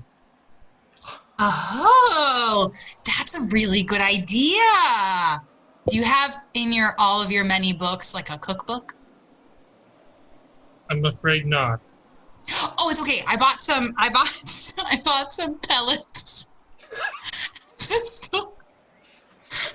What are you saying? Would you like to share my pellets? Oh, man. The seeds of the Listen, at the bazaar they sell these pellets that literally look like hamster food, but they actually are filling and they don't turn to mold because all the food in Avernus turns to like mold. So I bought 2 pellets. It's magical rabbit pellets. Okay, Justin, thank you so much for the advice. I'm definitely going to give Sovereignty a pellet and she will love me. Okay. Perhaps you should ask advice from someone who did woo a woman. But that would be the smart choice. That would be Fenris, yeah. So, okay. Des, you make your way out with your pellets in hand. But you'd see Sovereignty talking to Lulu. You remember your little companion, your little Hollyphant golden elephant companion who flies up to you. She's sort of been in and out a little bit and says, Sovereignty, I have a question. Hit me.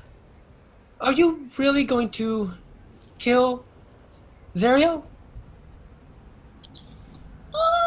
It's a maybe. It's kind of a maybe on that. I was like, I'm getting a lot of conflicting information now. I didn't always know that she was an angel at one point, so we'll see. Okay, I think maybe, I don't remember too much, but maybe she can still be redeemed. Okay, Think about well it. maybe that changes it. Listen, I grew up in a cult that I assumed worshipped her, and they treated me like shit, and so I didn't really have a soft spot for her. So I'm sorry, she's an amazing angel. She came and helped everybody in Elturel fight the demons and the devils both. I don't know what happened, but I hope we find out. yeah, I mean, listen, if you think she's redeemable and we can do that, that's fine. But if she's not, I understand. And she sort of like flies away, sad. I mean, we're gonna try to not kill her, I guess, first. So that's cool. Okay. Okay. And she looks a little happier. She's swinging back and forth and playing with some stuff in the war machine. And then Des walks up to you, right? No. I'm avoiding her now. Okay, fine. I had to find the right moment. I look right at her and then turn the other way. Anatoly? I walk up to her, and I say, To who? to Sovereignty. Oh, okay. Sovereignty. I can tell that these mommy issues you are having are really weighing on your heart. So, listen, I'm going to give you some advice.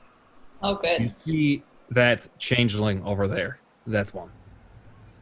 You see, she just changed again. See, I know she's. Jess. You know that's Jess, right? Yeah, of course. Of course I know it's Des. Duh. I'm not stupid. Relatable. So that one, I think, now hear me out. I think she likes you. At this point, I step over and grab Anatoly by the. We've done this. You're not allowed to give advice. You're bad at giving advice. Oh. Shut up. Go away. Oh. So I step in. I say, ignore him. He's bad at this. Okay, I was gonna ignore him anyway, but Good. That's good advice. Always ignore him.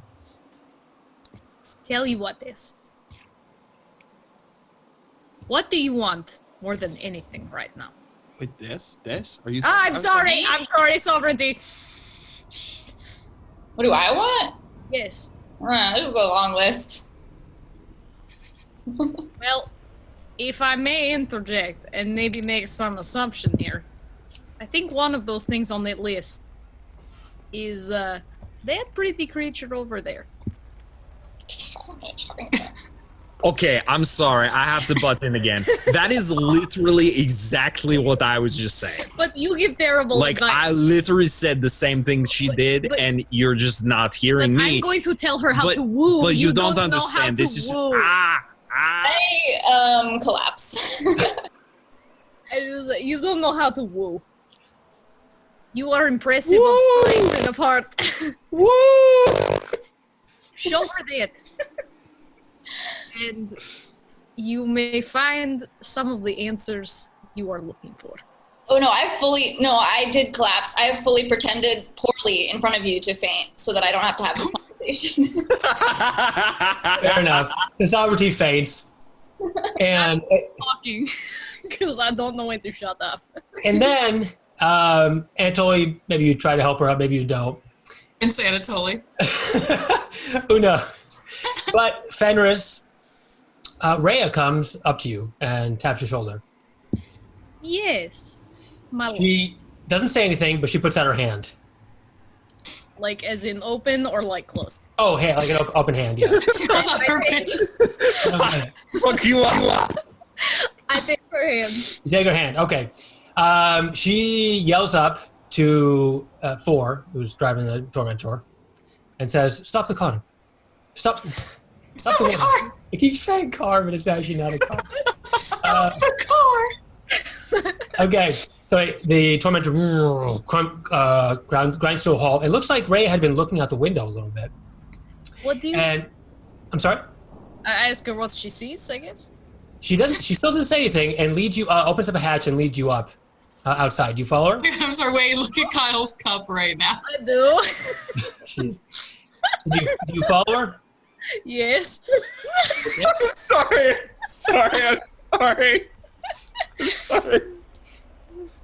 Okay, I'm back. I'm just, don't look at me. Anatoly, what did I tell you about drinking from the void?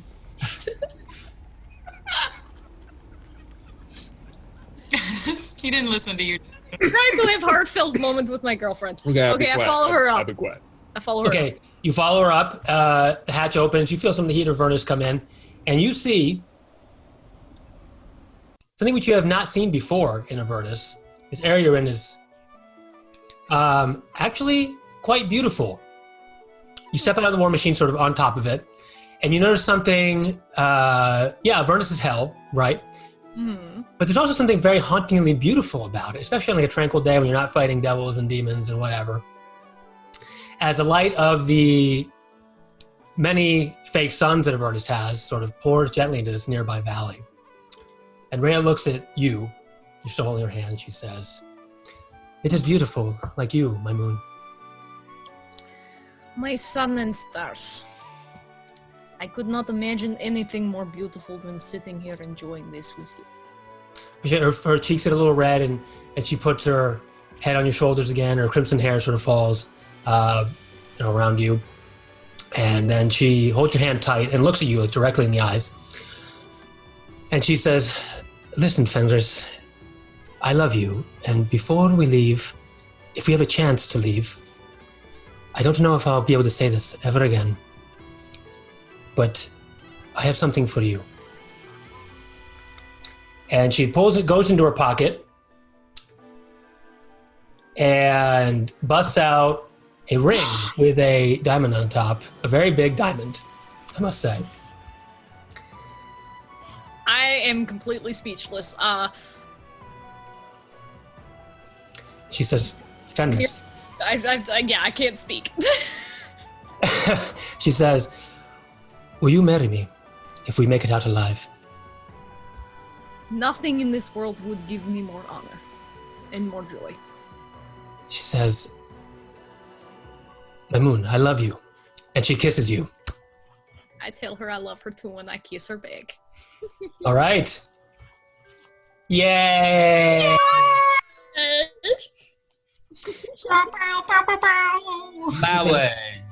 Marriage is what brings us together. That's a pretty diamond. It's a big rock. Yeah. Is there anyone in our group who could technically marry us? Like, could Judgment technically? Ceremony? I think it would be me. There is a spell that's like conducts ceremonies. Oh, there right? is. A paladin can do it, right? Sovereignty, you can, right? If you had that spell, right? Next time we leveled up, you could take it.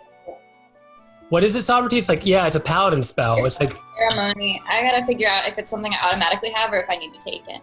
so yeah, ceremony, which is, wedding is one of them. I think it's a spell you have to take, because I think when we did a one-shot, I was like, oh, this is cool. It is a ritual, so you can cast it anytime as long as you have it. So, yep. And each target gains +2 AC for 7 days after you cast it. That's pretty good. Aw, your love makes you strong. It does. Safe. So Okay. the rest of you do hear what's happening, and you can kind of see up the canopy a little bit. And Reya takes your hand, Fenris, and slips this big rock onto your finger. Wait, hang on. Wait, hold on. I gotta take a picture for the gram. Where is it? Hold on. Did you say that we can see this? Yeah, you can get a glimpse of what's happening. You can hear it. The war machine is big, but the living area on it is just one portion of it. Great. Sovereignty's sobbing. Okay. It's not exactly the same, but it'll work. Yes. No. I'll turn to Sovereignty. Sovereignty, are you okay? Do you need a hanky? And I'll pull like a hanky out of my bag. Here you go. I ruin it. It's okay. You can blow your nose on it. It's not like it's made out of silk or anything. It's fine. And so, as I'm sitting up there with her, I'm taking her hand as I have my ring on, and I say, I have lost much in my life. But I hope with you at my side, I will never have to face it again. She nods enthusiastically and begins to tear up and hugs you very tight. Yay! Okay, I'm gonna now run up Okay. and squeeze in between them. Fenris, congratulations! You give me a hug. I give her a hug. You big furry plushy dog, you.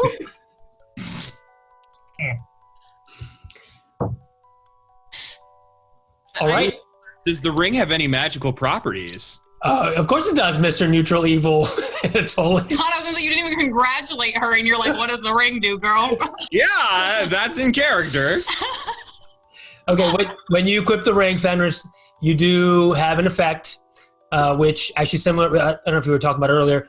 It is you'll be able to cast the jump spell with it. So almost like we were talking about sovereignty earlier, you'll be able to jump like the Hulk, I guess, really far and really long, using the power of the ring. Sweet. Power of the One Ring. Yeah, And I mean, it's so pointy, I could probably take some eyes out with it. I guess. That's the big rock. Oh, love is in the air. Okay, so wait, can we? Okay, wait. We should stop and have a party. Do we have time for that? Can we stop? Probably not. Sure.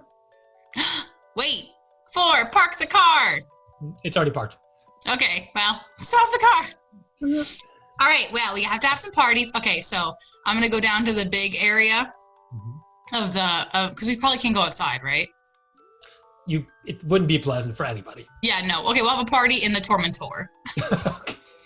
I'm gonna cast Minor Illusion. So there's like little twinkling lights Mm-hmm. in the main bay area. Okay. Lulu will cast some bubbles everywhere to give it a. Yes. Okay, friends, everybody can contribute to the party we're gonna have right now as an engagement surprise party. Surprise!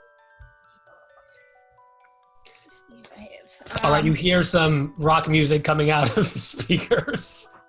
Oh my god. Very it just happens to be a love ballad, sort of a rock love ballad. Like Foreigner. Yes, I like want to know what love is. Yeah. I wanna know what love is. That's exactly. I will use Minor Illusion to cast I don't know, to make some cool light flashy things. Yeah. Sort of a nice loving ambiance for Fenris and her now fiance, Reya. Yeah. At some point, I would like to pull Judgment aside and ask, Judgment, do you have in any of your supplies any metal? Small bits and pieces for spells. Could you perhaps help me to fashion something and enchant it? Yeah, I think you could put some spell casting, Judgment. You could do that. I'll let you do that. I could attempt to do so. We'll do it over time, but I want to work on making something for her as well. Ooh. Okay. I am very jealous, Fenris, of your ring, and it's very pretty and very large. You touch it, I slit your throat. Oh, whoa, okay. Okay, I will look from a distance. Don't hurt me, please. Good, sticky fingers. Okay, what? Me? All right. I have, I'm a little gift. Okay, I'm going to pull out my tarot cards because I'm going to cast Augury. Okay, everybody. I need everybody to pick a card and we will see the fortune of Fenris and Reya's love life and their marital bliss. Fenris, pick a card. Pick a card. Okay, Anatoly, pick a card. I don't believe in this hokey pokey stuff. All right, turn yourself around then. Judgment. I'm so mad. I'm so mad. No, you love me. Sovereignty, pick a card. Yeah. Reya, pick a card. She picks one. Mambo, pick a card. Do I control Mambo in these cases? Unless you want me to give him an order for absolutely everything he does. Oh, Mambo, of course, grabs a card. Great. 4, pick a card. 4 grabs a card, of course. Yeah, 4 cards. Okay, great. I need you to memorize your card. Everybody memorize their card? I write it down on my hand as I do everything that is. And this is for their. Oh, sorry. Oh, I'm really just shitting with them, and I'm casting Augury to just see if their marital life will be good or bad or mediocre. Very good. Which is something you will determine as Looking at my this card, round. what is it? Okay. Should I text? No, I'm not going to tell you all individually because you all see Wheel. Yes. Okay. So, I know that, obviously. All right. So now I need everybody to tell me what they see on their cards. Okay. And these cards will show you what you think their marital bliss will look like. All right. Judgment, you see like a bell of some kind? Judgment, what do you see? I see a bell. Perhaps a resounding future. Yes, that's good. Fenris and Reya will have a resounding future. Yes, very good, very good. Give me your card back, thank you. Sovereignty, I need you to look at your card and tell Fenris and Reya what you see. Okay, Just Sovereignty. It says you call. It's weird. We're moving in together. Okay, we'll just say Sovereignty sees something borrowed and Anatola sees something blue. Perfect. What sort of cards are Okay, these? well, that sounds like Fenris and Reya are going to have marital bliss forever. Congratulations. I give Reya a kiss. Okay. Hmm. All right, you celebrate for a little bit. There is, I don't know, is there like champagne or something? Dancing, I guess. Wait. Okay. Okay, 1 second. 1 second. We're dancing, right? And then I'm going to pull Reya off the floor for a moment. Just a wee moment. I will look her directly in the eyes and I will say, listen, I am so happy for both of you. I wish you nothing but the best in all the world. Her wolfiness, your red-hairedness, it goes together so well. Just know that if you ever break her heart, I will cut your head off with my broadsword arm. And she says, oh, Anatolia, that's so nice of you. And she hugs you. And then when she's hugging you, she says, if you touch Fenris, I will do the same to you. That's my girl. Very good. And she goes and says, she looks at you and says, nice sword arm, by the way. Thank you. I grew it myself. That's fun. Oh, you're funny. As like the party, you know, we were drinking champagne, or as the party dies down, I'm gonna like stumble over to Fenris. You know, I whispered to her, Fenris, Yes. now that you and Reya are like, you know, engaged, if you have time in your very busy wolf schedule, I have a pellet that I want to give Sovereignty, but maybe we could all get together and eat pellets together, like a double pellet date. You know what I'm saying? If you're not too busy. Yes. Are you asking me for romance advice? I'm asking you to be like a, you know, like a wing woman, because then like if we're all together, then Sovereignty will be like, oh, they're happy. That's attainable. That's cool. And then she'll be like, this pellet's cool. Fenris is cool. You know what I'm saying? I know what you're saying.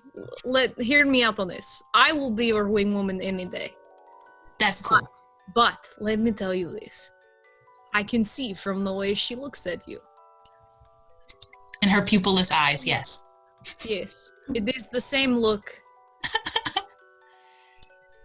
And let me tell you that pellet or no pellet, if you are honest and be yourself, I'm very good at that, but yeah. you will win her heart. That's good advice. I'm gonna write that down in my hand. Okay. Thanks, Fenris. I give you a high five, but the ink is still wet. I mean, I could high five your forehead, but I don't think you'd like that. No, thank you. So we party the night away. Yes, although Avernus doesn't change. They I don't. guess. But you do party as long as you can. Judgment and Mambo dance all the time together. And eventually it starts to get hot in the war machine where you need to turn the engine on. Yeah, it does. Okay, I'm done. Oh my god. There's no place for shenanigans. Well, in the war There machine. is one private weapon closet. room. In the turret room. Oh my god. Okay. And you need to get the motor going or suffer the effects of Avernus. Let's get this. Let's go. Good. Cool? Yep. All right. You have the location, Haruman's Hill. And after some revelry and enjoyment and a new wonderful future for Fenris and Reya, assuming you don't all die in hell. Well, she did say that. Yeah, so some time elapses, maybe another hour or two. Again, it's hard to keep time in Avernus. But you make it to the location that Anna had told you about. And it's very, very bleak looking. It doesn't look like the Citadel or somewhere you would find Zord of Zario. But what you do see here is this Haruman's Hill, which is you can park the war machine some ways away from it. It's a very steep hill and has stone steps going up. And on either side once you get nearer to the top, you see wrought iron trees that line a trail going all the way to the summit of this very steep hill. and you hear anguish knights that seem to be impaled in like a crucifix sort of way to these trees' metal branches. And their bodies seem to be writhing and they're moaning in torment as bloated surges, these like almost like mosquitoes, infernal mosquitoes, feast on their blood. So it doesn't look very nice up there. Fenris, you should close your eyes because you had a very good night and you don't need to see these things. And I put my hand in front of her face. No complaints from me. So, who's going to go slice them first? Well, maybe if you kill them, Anatoly, you'll put them out of their misery and we can get a soul coin out of it. Okay. Well, are we about to storm the castle? Because if so, our food has arrived and we could possibly take break. Okay, we'll take a short rest before we go up this strange hill. We are back. Yeah. That's ominous. We're Everyone back likes good at characters. Haruman's Hill, where contrasted with the mirth of engagement is the realities of hell, which are not so pretty and not so fun, and mostly suffering. Womp womp. Yeah. So then Reya turns to all of you and says, listen, Haruman, that rings a bell now. Like a happy bell or like a tolling death bell? He was one of the generals, one of Zeriel's generals that Hellrider, one of the original Hellriders that went in to try to fight off the devils and demons. Mm-hmm. And? And he never returned. But Well- he was praised as a martyr. Plot twist, he's probably alive and they have they took him to the dark side. And Perhaps, we're probably going to meet him now. perhaps. And if that's so, we should go. I will go. We need to figure out what's happening here. Go where? What? Go where? In here? To the hill.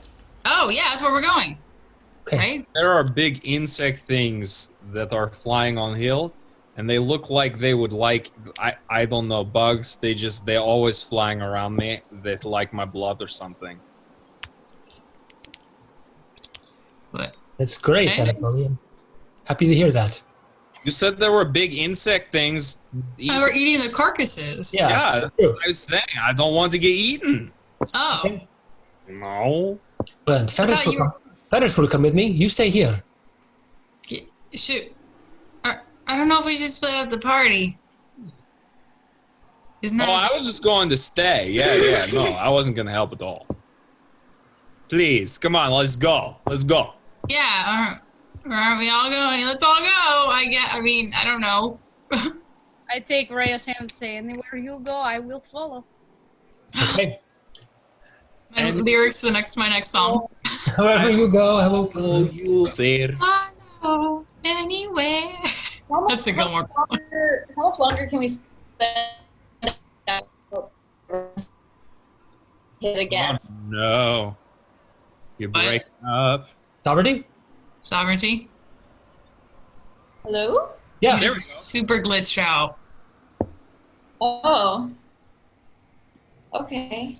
I didn't think so. Sorry. Oh, I you're was good. asking how long can we spend in Avernus, like out in the open now, before we have to suffer more effects? Do we have any gauge for how long that takes? I know you don't have a gauge, and I'll let you know if you're out too long. You will feel some suffering. I don't want to get any bigger. No, it's not like that at all. I don't want to get to the point where I physically can't drink a potion to get better. We'll just like crack. We'll just smash it on your head, and you'll absorb it through your skin. All right, so who's going up here? Just Reya and Fenris? I will go, I suppose. Okay. I don't think I could miss out on all the corpses. That sounds like so much fun. Sovereignty, if you go, I'll go too. I mean, yeah, I think we should all stick together, right? Okay, let's go. Like some idiots. I heard a story up north of a real idiot who split his party and regretted it. Speaking of splitting your party, Haro and Thor will stay in the car. We'll stay in the infernal war machine. They're gonna keep the car warm. Yeah, keep the car warm, keep it running. Make sure you go at a moment's notice. They're not And going to fight anyways. Make for speedy getaway. they'll keep the car running, ready to go. And the rest of you make your way up this Haruman's Hill. It's a difficult climb. So everyone give me a Constitution saving throw. I fly. Okay. If you fly, you don't have to do it. Oh, I'm flying then. Okay. I see Judgment take off into the air, and I'm like, oh yeah, that's a great idea. And I spread my leathery wings, and I follow Judgment. Anyone else? Yes. I cannot fly, or I will have to take off my headband, so I will have to do the Constitution save. I can cast Fly on you, Anatoly, if you ask me nicely. I have questioned this arena. I'm sorry now. You remember my name? I always know your name, this arena. Would you possibly help me fly up cliff? Pretty please with cherry on top. And what would I get in return? My undying gratitude. Ah, undying gratitude. Can I get that in writing? Sure. Okay. Please sign this. Blank piece of paper. Okay. It's Prince Anatoly. Actually, I need your full name, sir. Prince Anatoly. Thank you very much. And I fold it up and I put it in my pocket. And I'm going to take out my gold lyre and strum a little ditty. Just like 3 or 4 chords, and he will be able to fly. Ding.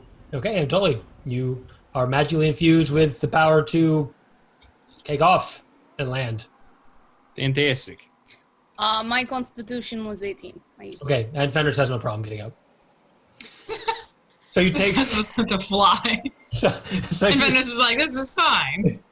So you make it up the hill, and as you do, you see these crucified, it looks like soldiers of some kind. And the first one, Reya, gets up close. Not as close as you can because the bugs are sort of swarming around them. And looks and is taken aback and is like she looks like she's seen a ghost. What is it, my love? These are Hell Riders, the original Hell Riders. But what does that text say above their head? What's it written in? Written in Infernal. I can read Infernal. Okay. It says coward on all of them. It says coward. But from what you have told me of your brethren, this would not be accurate. It's not. They're not cowards. They fought to save us all. I take both her hands and look her in the eye. I believe you. I believe you. We will find who did this to them. I hope so. Do you continue upwards? Anything you want to do? Is there any way we could get rid of the insects? They are moving in swarms, seem to be like sucking blood from one of these cowards, quote unquote. We can get rid of the insects by running away from the insects. You what? We can get rid of the insects by getting away from the insects. Okay. Is there a way to cut them down? Like, does Reya care about that? Or They're just moaning, and they don't seem to be able to talk. But Could someone like cast fireball and like burn the insects away? could we cut? I'm saying, could you cut the people down off of the? Well, the bugs won't let you get close, but you can try. You can do. My friends, we cannot risk being out here very long. I am sorry, but we must keep moving. He is right. Yeah.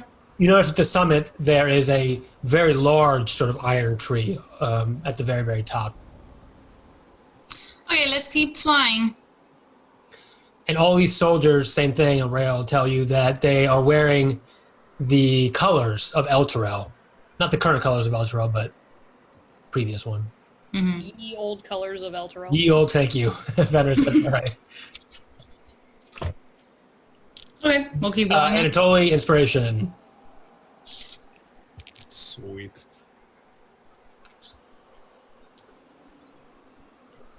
Okay. So we keep moving up, I guess, the hill towards maybe the bigger tree, the big tree. Okay.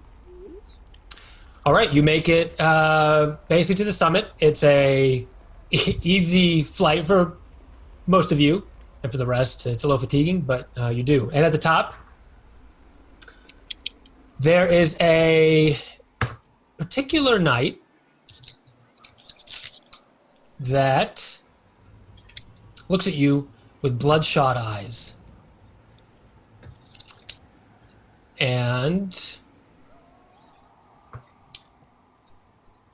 Oh man. looks at you with bloodshot eyes right at the top of the summit as you arrive, and there's sort of bugs swarming from the other, the bugs that are sucking the blood of the other knights are bringing it to this fellow, seem to be keeping him alive somehow.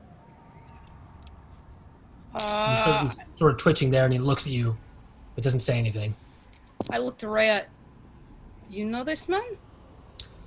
She stares at him, and then turns to you, and her face is just white. She says, I do? It's Xander. It cannot be. Who is he? Like, who is Yonder? How do you know him? Xander was the only one of Zerio's 3 generals that made it back. Back where? Back to Elturel. This was after the first uprising, correct? Right, the first time the Hellriders went in. This was the first and only time. They were supposedly victorious. What is he doing here then, if he was back in Elturel? I don't know, he was a hero. I'm gonna like wave at him. Does he respond? Yonder? He says, his mouth opens kind of, his purple lips, and his face is all cracked. And he says, what?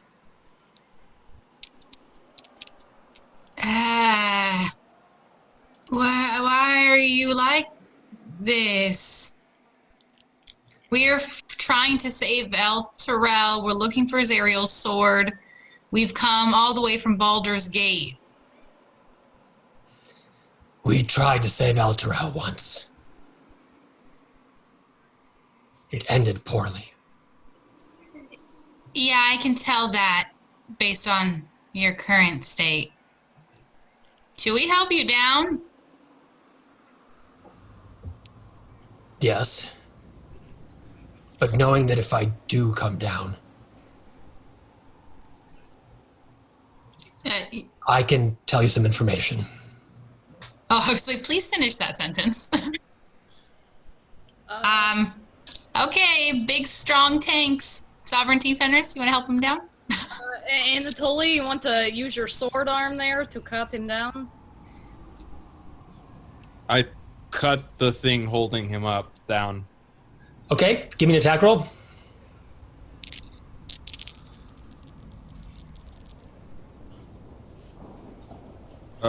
First attack is a 24 to hit. 24. Okay, you jump up and chop through the iron tree. Oh, you have a climb speed anyway.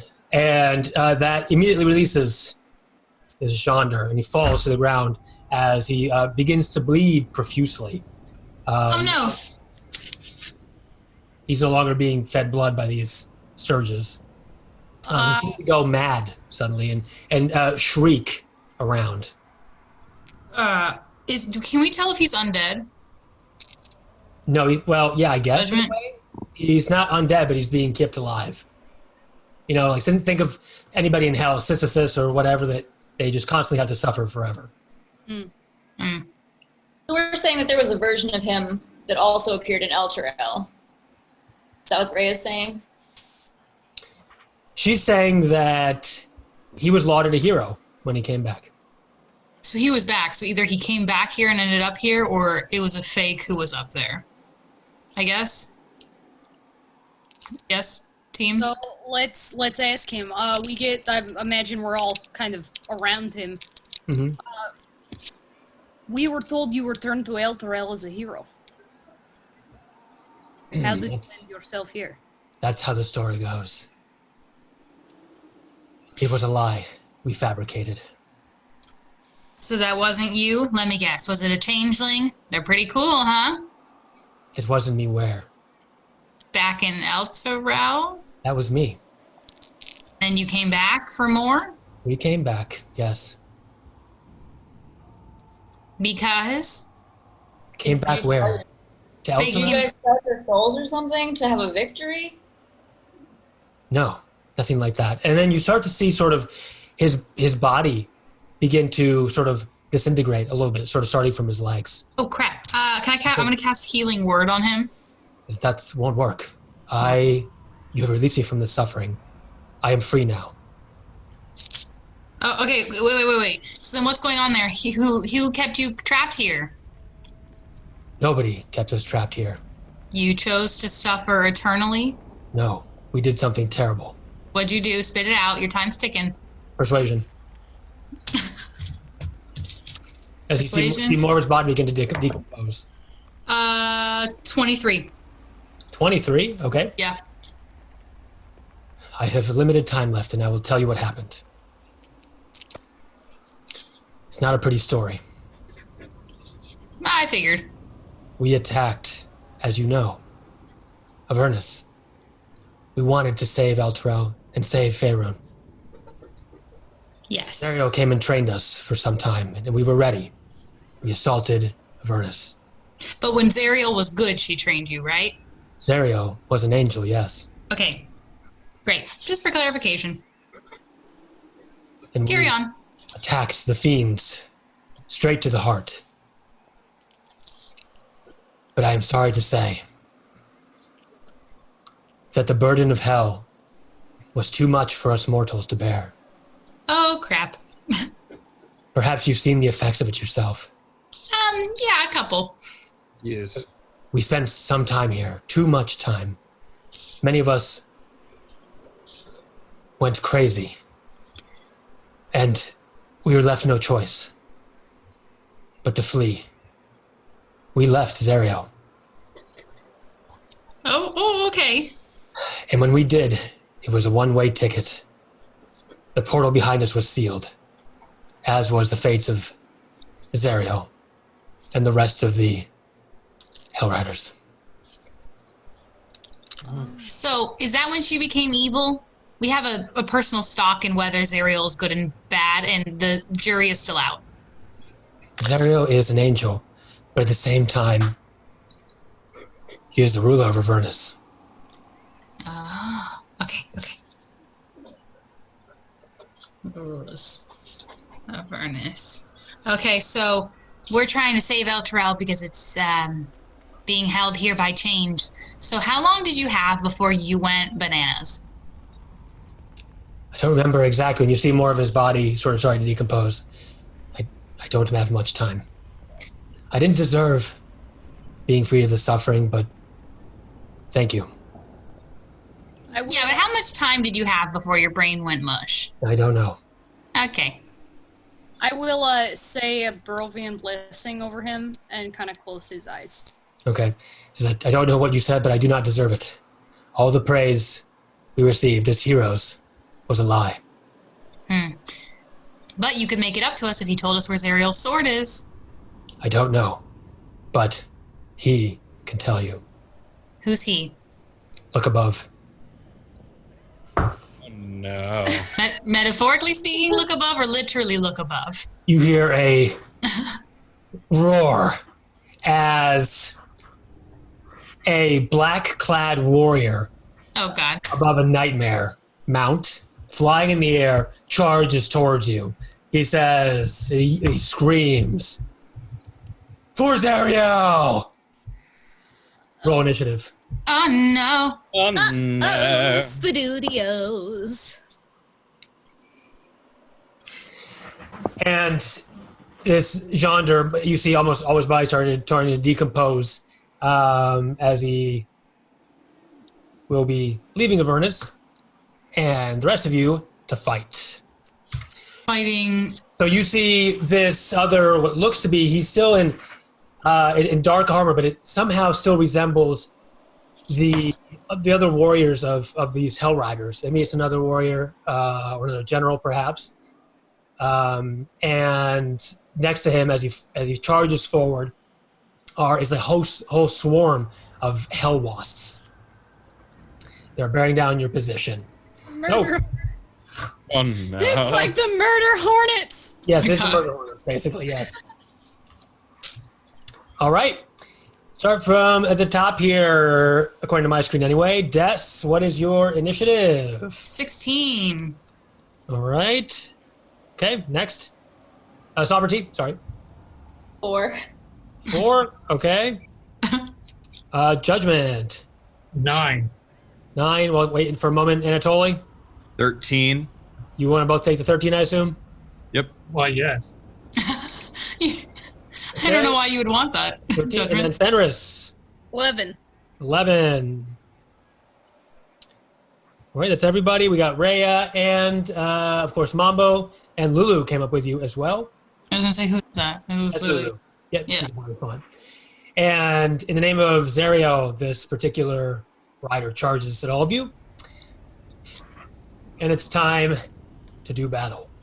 Wait, but he can tell us, so should we not kill him? Just in case he can tell us something? Why don't you give me an insight roll, Des? I was just saying, because Jonder was like, he can tell you, and then... wow, okay. Okay, insight? Non-nat 20.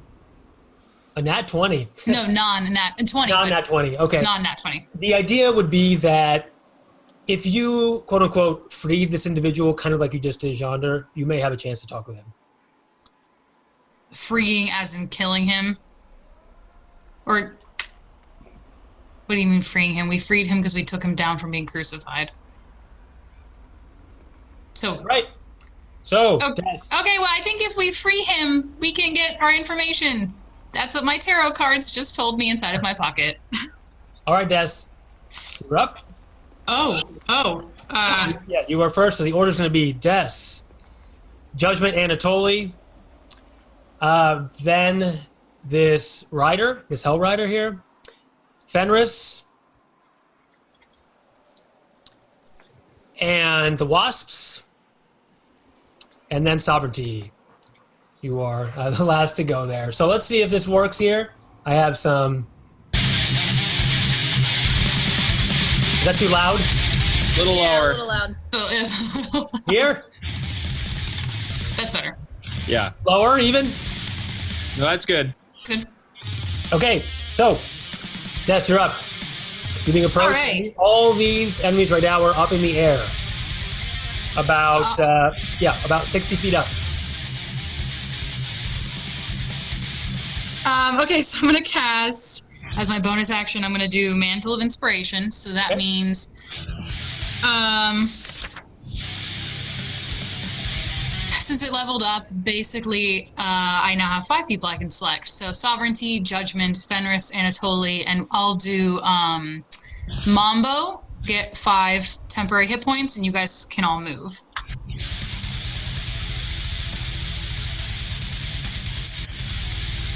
Okay. Let me know if you're moving and where. So, so I'm in my normal changeling form at this point. So my white hair is billowing in the heat of Avernus, and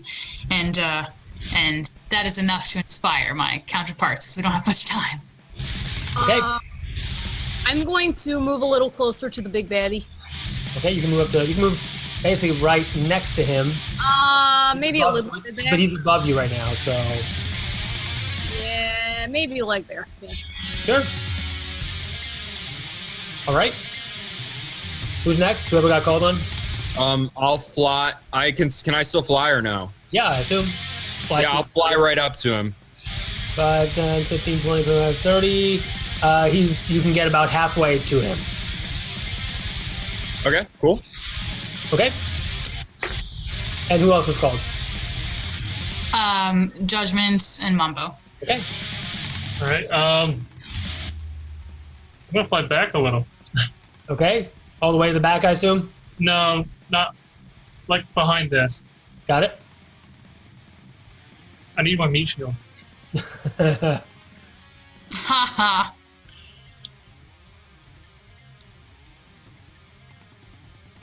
All right. And then that's everybody, right? Is Mamba moving at all? No. Okay. Then, Des, you still have your action? Yes, I do. I'm gonna do for my action.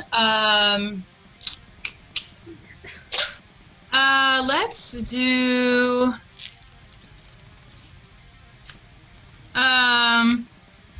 Just like an idea of how much these wasps, how much they can take. I'm gonna cast Eldritch Blast. All right. Let's see if I hit though. That's a 22 to hit. That's a hit.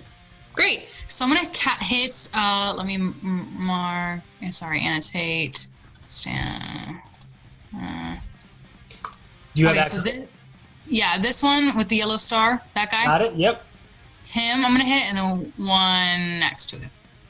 All right, roll your damage for each. Did you roll to hit the second one? Oh no, I did not. Oops.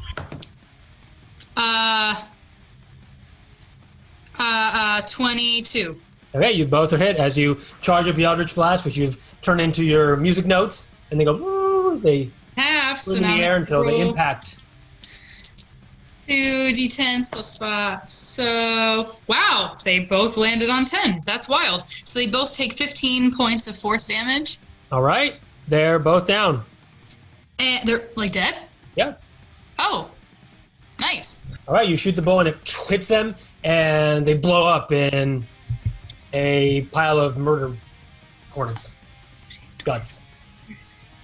And I'm going to LOL as Judgment tries to move behind me. I'm going to move next. No, I'm going to move farther back. So put me back here. All right, next take some rearward I said, I'm advance. sorry, was I your protection? That's funny. Judgment Ranatoli. I'll go. Okay, I'll fly the rest of the way up.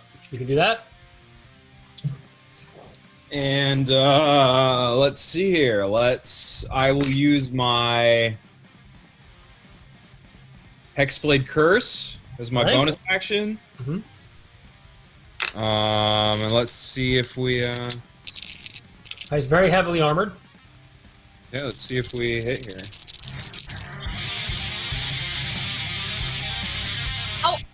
How high up in the air is he? Fucking 60 feet above you right now, Fenris. Okay, well one's a critical fail, so I'm gonna use my inspiration. Okay, you're firing. What are you doing? I was swinging with my greatsword, but the inspiration will let me reroll one, right? Oh, so you had advantage on it? No. I was doing both attacks. Oh, you're rolling both at once. That's a good idea. Yeah, okay. So go ahead and inspiration on one of them. Yep. Nat 20! Very good. The first crit. Nice, nice. So let's see here. That's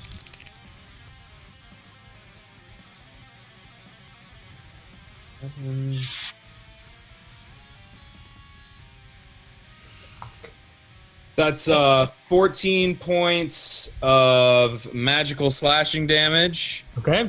and then I will charge it up with my Eldritch. And It then flies up like Superman, taking a sword and cutting wide into the Hell Rider.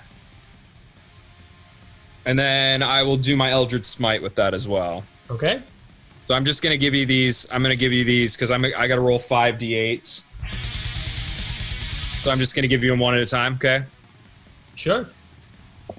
So that's 5, Okay. 1, Uh-huh. 5, Okay. 8, Okay. 2, and then another 2 because on a crit, I get a +2 to damage.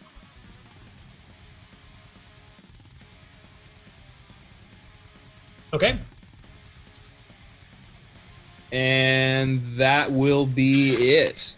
All right, so a couple of strong swings through this one. Who? Oh, wait a minute. I have to double that, right? What do you mean double that? I didn't add my crit damage. Oh, you double the Eldritch Blast. Yeah.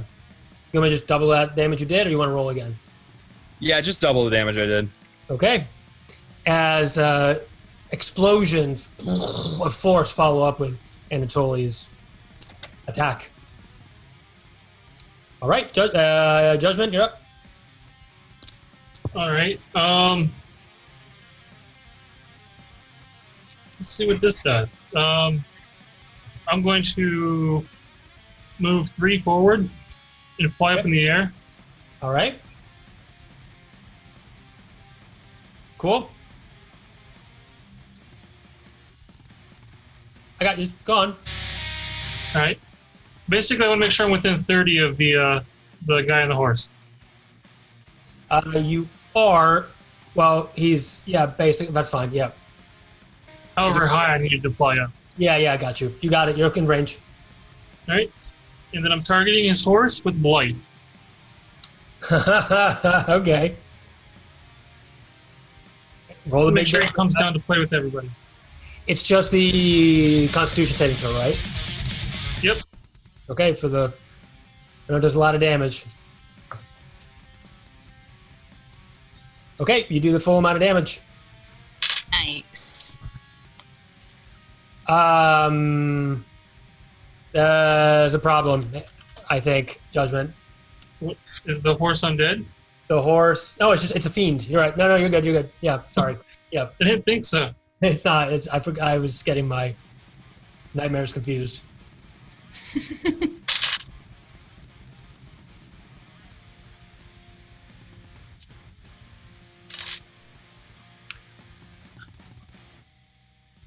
All right, so you see his Judgment's necromantic energy wash over the nightmare as skulls and darkness shroud it, draining its vitality. And what happens?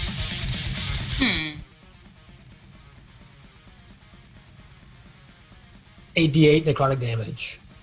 63 damage.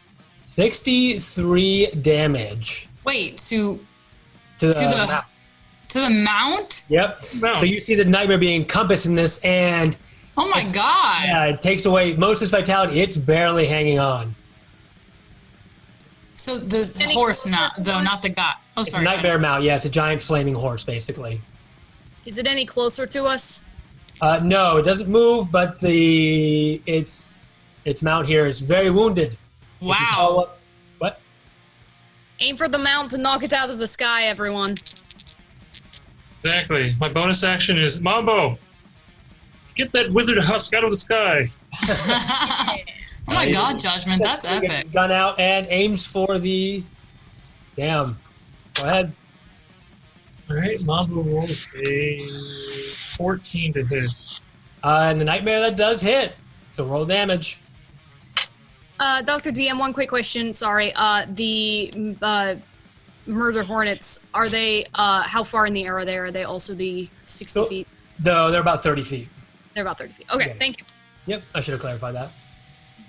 I special in my ring. Mambo does 9 damage.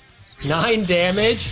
All right, between the blight and then the Mambo shot goes through, and as the nightmare is basically making hideous, undead, fiendish horse sounds, the bullet pierces its skull, and the nightmare falls dead out of the sky, causing the rider to fall 60 feet and take. Go ahead and roll, Judgment. Whoa! Oh my god, Judgment, you did it 86 bonkers. Yep. 86 bludgeoning damage to the rider. 8d6. Yep. As he falls to the ground. That's bananas damage.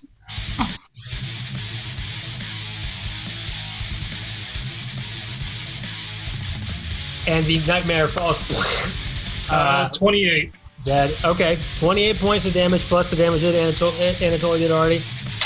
Alright, he falls and crushes into the ground, and his black armor is sort of busted in from the one side, and he will get up.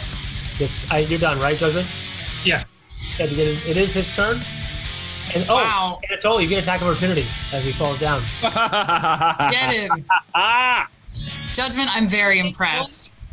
That was a very good combat move, Anatoly. Judgment side. I'm going to cast, since I have Warcaster now, I can actually cast Booming Blade as my. Yeah. Okay. So that will do.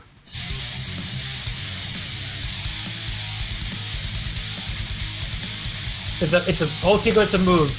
He fires the nightmare, it goes down. Its rider plummets at the same time, and what he does, Anatoly has a chance to swipe with his great sword. Only Combo move. It's only 15 to hit. 15 to hit is a miss. Yeah. Even though you swipe, it's unable to penetrate its thick armor. It rings against it, but does not go through. Judgment? Can we use inspiration on other people? Yes, you can. You can use inspiration on whoever you want. Right, you can have my inspiration. Sweet. All right, you see the Blood Brothers. blood bond flares up, and Anatoly is able to take another backswing right at the last second. I didn't know you could give inspiration to other people. That's a 16. And the 16 is also a miss. God damn it. So now It's really the attacks valiant. go through, but a valiant effort, correct. Sorry, guys. All right, now in front of you, Fenris, is this knight who is very upset, and he basically yells at everybody, but you're in front of him, and he says, "I will kill anyone for Zerial." And he takes his great sword after he uses that half his move to get up and slashes down at you. Reaction. I would like to cast Blood Curse of the Eyeless. So by subtracting, I rolled my Hemocraft. It was 4, so you will have to subtract 4 from every attack roll, and I'm using Amplify. So every attack that you make this turn, I will have to roll a Hemocraft. The first one is -4 for your attack. Okay, so I don't roll the Hemocraft, or? I do. Oh, okay, that's fine. So the first one was 4. So your first attack gets -4 from the attack. Got it. Okay, so that makes it a miss. Brings it back down to 19. So yes, that is a miss. So he does take a Summoning Greatsword and shoots, and as you do, your reaction, and your blood starts to boil, and he is covered in a mist of blood that stops his movements from being so precise. So his second attack is also attacking you, Fenris. -2. -2. And I have transformed, so I have 23 armor. AC. Okay. Yep. And this one also goes wide. So his third attack and last. 3. Oh wait. Minus 25. No, it's still a hit. Dang it. But you will take half damage. Sweet. If you're transformed. Okay. Well, Wait, not from the fire, just from the. What? Wait, it's a 25 before the -3? After. Jesus Christ. All right. So you're gonna take 39 points of slashing damage. Well, you take half of that, so 19. Whoops. And then 21 points of fire damage, which will take the full effect of. I would be goodbye. Right, and that's one attack. So because of your blood magic, you stopped his other attack. So good for you. I might be in rage. Hang on a second. So because of that activates my bloodlust, which means I'm going to attack the closest thing to me. Okay, that's him. So Me? right, Is that me or is that him? you're 30 feet up in the air, 60 feet up in the air, and it's all. Oh, that's right. Thank God. Anthony was like, oh no. I just figured out a way to be light. All right, then we God. have the killer bees are coming up, and they're moving up. Frenzied attack. I have frenzied attack. So I'm in bloodlust mode, so I just frenzy attack him. It is your turn. Yes, it's your turn. You're right. Go ahead.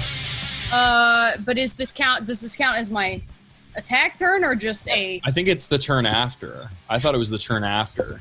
It's her turn right now. He goes right after. Oh, okay. Yeah. Then yes. So do I get an attack on top of my? No. I don't think so. So should I just attack as normal? No, you can't. I'm You very- have to attack with bloodlust. But what's that different from my regular attack? It's not. You can use. I'm sorry, this is confusing me. Oh yeah. You can use your extra attack if you want to. So Yeah. I have 3 regular attacks. I think Yeah. so. Okay, There's a 3 two regular mace- attacks yep. in my bonus action. That's Okay. correct, yeah. So it's the 2 Morningstar attacks and then the bite, I assume. So this is my frenzied attack. It's a natural 20. Oh my god. 1d.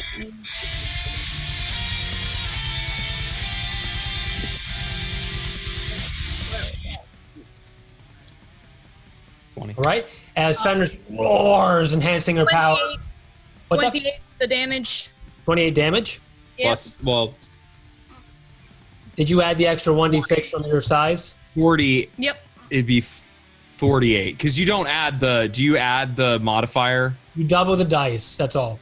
Okay, so that'd be 48 damage. No, it's 40. Because the 8 is my modifier. No. You still add it at the end. You Yeah. just don't double that. So it would be. This is 20, 48. so it'd be 48 damage. Okay, you take a Morningstar in a rage and are just beating down on this Hell Rider who's very armored but still taking a blow. So do your second and third attack. So my second one is 14 to hit. That's a miss. And the third would be 23 to hit. That's it. And 14 for the damage. All right, so punishing Morningstar attacks and then a final bite on this. You take a chunk out of his armor. And any movement? Well, and then my bonus action, I'm going to bite him. Oh, you have 4 attacks. No. I have 3 attack. You did that wrong. You told me I had 3. Okay, never mind. No, that you misunderstood me. I'm sorry. The 14 that she just gave you, give him the attack, the bonus action attack. The bonus action attack was 19. 19 to hit, and how much damage? 9 damage. So 9 damage, not 14 damage. Apologies. It's a miss, though. 19. Okay, never mind then. So it was just the. So I let me missed, just get I it- missed my other 2. Let me I just missed- clarify. I assume she has her extra attack, right? So she has 2 attack plus a bonus action bite, right? Correct. Yes. Okay. Perfect. So she missed. So the only thing he took was the 48 damage. Yeah, Yep. only, right? Only 48 damage. I was gonna say only man. Okay. And then I'm going to I'm gonna step out of his range. You can't. You'll be attacked if you do. Never mind. I'm gonna stay here, but the thing's gonna kill me. All right. Then we have the hornet, the giant wasp. No, wait, no, sorry, I take that back. Yeah, that's a lot. Lulu gets to go. Lulu will fly forward with her magical big ears, and she is going to heal you. Yay! Cast Cure Wounds, which is going to restore. Wow. 24 points of damage. It'll heal you for 24 points. Oh, Amazing. yay! I'm not going to eat someone again. Okay. Then we have the hornet. So, wasp is going to barrel towards you. Bzzz, Des. What? Going to hit you with its stinger. I'm so far away. Yes, correct. You are. And it misses, though, as it tries to pierce That's down. what I thought. Bzzz, and you dodge out of the way. Then, right, one is going to fly up towards you. Judgment. Is your AC changed? Is it still 14? Yeah, it's 14. Okay. The wasp rolls a natural 1 as it stumbles to hit you with your flight. You flap away easily. Then Anatoly, another wasp will attack you. It does hit. Give me a Constitution saving throw. Okay. Da, da, da. Am I maintaining concentration on that? Yes. Mhm. It's 23. 23. Okay, you take the full amount. You take the 13 points of piercing damage, and you take half of the poison damage. So you only take 13, you'll take 10. No, wait. Yes. Well, what do we have? 21. 10 points of poison damage, I guess. 10 points of poison. Yeah. Okay. That's what it's already have for you. Cool. Okay. The wasp will attack you, Sovereignty. As it buzzes down to you and does hit. So Constitution saving throw, please. 22. 22. Okay. Yeah. Oh, no, sorry, that wasn't my save. I was asking if I hit a 20, but my save is 20. Okay, so you take half damage. So you take 14 points of piercing damage. And then 11, and then you take the half damage, so you take 9 points of poison damage. Alright. Another one, Fenris, you are attacked then from your side by a wasp. Who can't even pierce your thick LYCAN hide, so you take no damage. And then the other one is okay, just you again, Anatoly. The first one was only a total of 10, or it was 10 plus something? 10 plus the poison damage, which is halved to 10. So 20 total. Yes. Gotcha. Sorry, we're trying to figure out this whole bloodlust thing to make sure I don't screw it up again. No problem. I know it's difficult. A lot of abilities because we're pretty high level now. So Cool. Okay. Anatoly, that's a 24, so it does hit you. I'll use my reaction to cast shield. Okay, and it misses. You do a quick zoop, and a semi-transparent green barrier comes up and stops the hell wasp from hitting you. So that's it. Sovereignty, you're up. So you currently are in front of a wasp. Yeah, I can take use the long sword and diagonally going for that two shot. Okay. Attack is a 17. So how much? The first attack is a 17. 17. That hits the wasp. Yes. Great. Do I want to roll all my attacks at once and then damage, or one at a time? Well, it depends who you want to attack. See if you can kill the wasp first, and then move forward. DM, I'm having trouble hearing Sovereignty. I don't know if it's your Wi-Fi or the music. Is anybody else having that trouble? I will stop the music then because. Yeah, I was gonna say the music could go down just a little bit. Yeah, I didn't realize it was so high. We'll find a way to make that better. Boink. Yeah. I just couldn't. I don't know, Sovereignty, if your Wi-Fi is glitching because it's been kind of hard to hear you. Oh, sorry. I'm trying to move my computer. No, you're good. Let me know if it's still bad, and I'll switch Wi-Fi. That was 13 points of damage. Okay, that's enough to kill the wasp in front of you. Goodbye. You slice through it. Come And on. Beautiful. Mhm. And then I wipe off the wasp guts, and I turn to the next one that's attacking Judgment, and I'm gonna hit that one. Okay, it's in the air 30 feet. I will fly 30 feet. Okay, perfect. How you can do. So you kill the first one and you quickly rise up and you're in a big push with your wings that lifts you up and go ahead attack. That's a 14 plus 7 to hit. That's a hit. 21 hits. That is 10 damage for that guy. Okay, that is enough to kill the wasp and freeing Judgment from being in melee range. Excellent. As a reaction, I would like to cast Blood Curse of the Fallen Puppet on the wasp that just died. All right, we can do that. What would you like to Nice. attack? So when a creature within 30 feet drops to 0, give it a final act of aggression, make a single weapon attack on a target of your choice. Okay. So I'll make it attack the big guy. A big guy, you have 30 feet. Yeah, you can make it. You can attack anything you want. You could help Des, or you can attack the big guy. Oh, Actually, never mind. I'm gonna not attack the big guy. I'm gonna attack. I'm gonna take out one of the wasps that's attacking Anatoly. Okay, so as you pull up you quickly turn around with one hand, you summon your blood magic, and little puppet strings appear above this deceased wasp, quickly stitching it back together, and it flies forward in a weird daze towards the other. So go ahead and roll to attack. Oh, where's my D20? You have a +9. Yes. 16 plus 9. I'm assuming. That hits. So roll. I'll just roll. You know what? I'll roll the damage for you real quick. Okay. Plus the poison. All right. It kills the one wasp. Kills the other wasp in a wasp battle. All right. That's really good. And uses his stinger, and it dies. And the other one sort of gets impaled with the stinger with poison. It bursts open, and they both die. All right, I'm at the blood curses. Okay, very good use of them.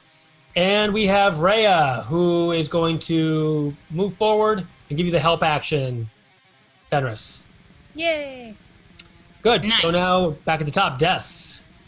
Heck yeah. I'm going to, as my bonus action, cast Shielding Aura around myself. Okay. So I'll give myself resistance to all damage. Okay. So it glitters around me. Yep. And to the end of my next turn, so now I'm Glittery safe. barrier. Oh, because the big guy was doing scary damage, so just in case. All right, so now I'm going to, how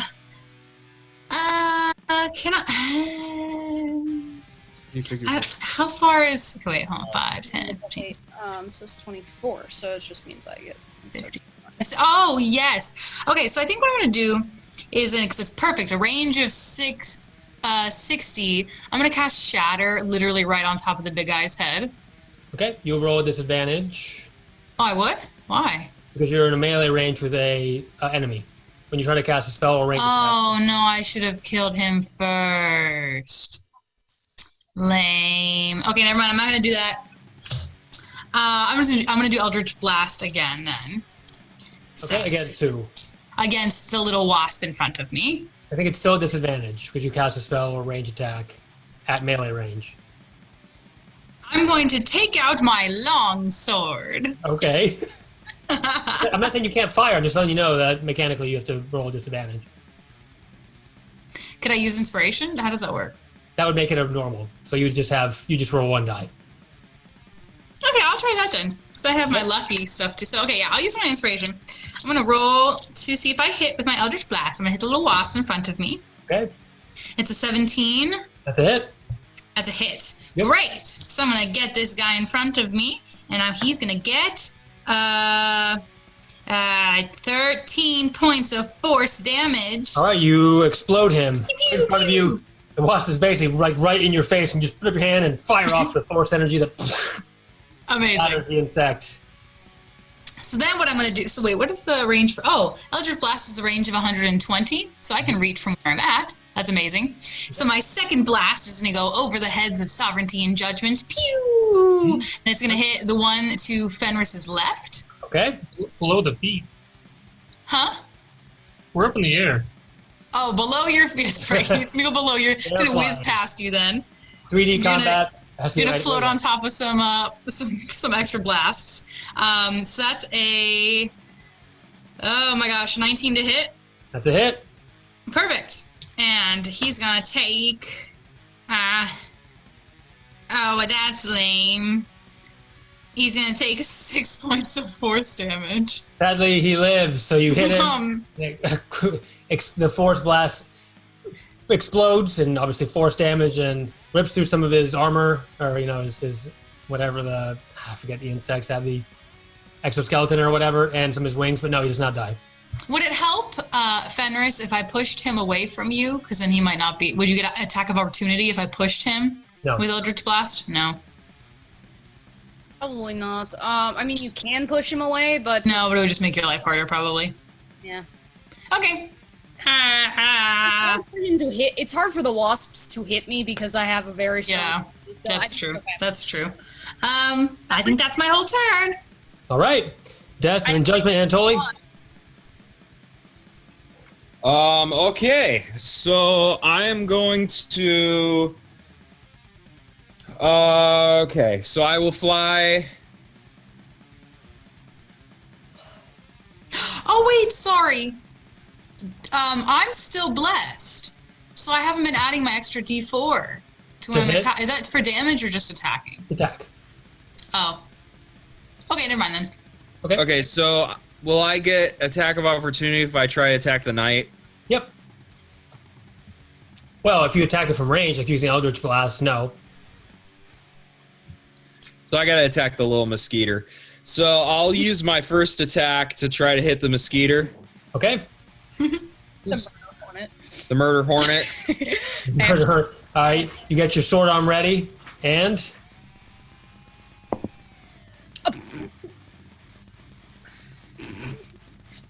I will give you my inspiration. Thank you. There you go. That is a 26 to hit. that's certainly a hit. And that would be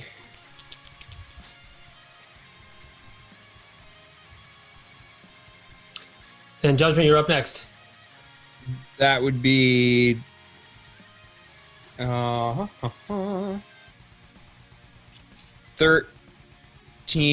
13 points of damage. That's good. You take your great sword and stab up through the heart of this insect and pull it out, and it goes bzzz, and falls lifeless to the ground. And then I'll use my second attack. Uh-huh. But I'm gonna use my clockwork amulet since I've been rolling like shit today. So I automatically get a 10 to hit. So it's a 20 total to hit. Against? Would that hit? Against what? The dread horse, dude. Oh, what would you mean? Wait a minute. Am I supposed to tell you if it doesn't hit? Then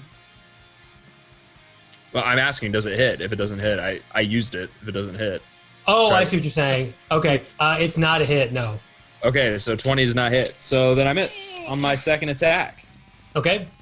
So you slow down time with the clockwork amulet around your neck. It goes, and it makes it so you can really focus strike, but unfortunately it's not enough to dent his armor. Okay. That's cool then. I am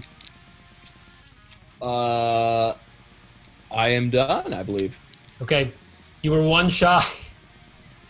God damn it. So okay. close. So you have the wasp still and the Hell Rider here. And Judgment, you're up. All right. Finish him. Not possible, but okay.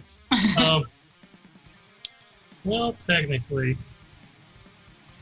Right, I'm casting Ray of Enfeeblement on the knight. Okay. I would do a saving throw for that. No, it's attack roll. Okay. 21. 21 is you hit. Yeah, because AC is 21, so you rolled what you needed. Yeah. Okay.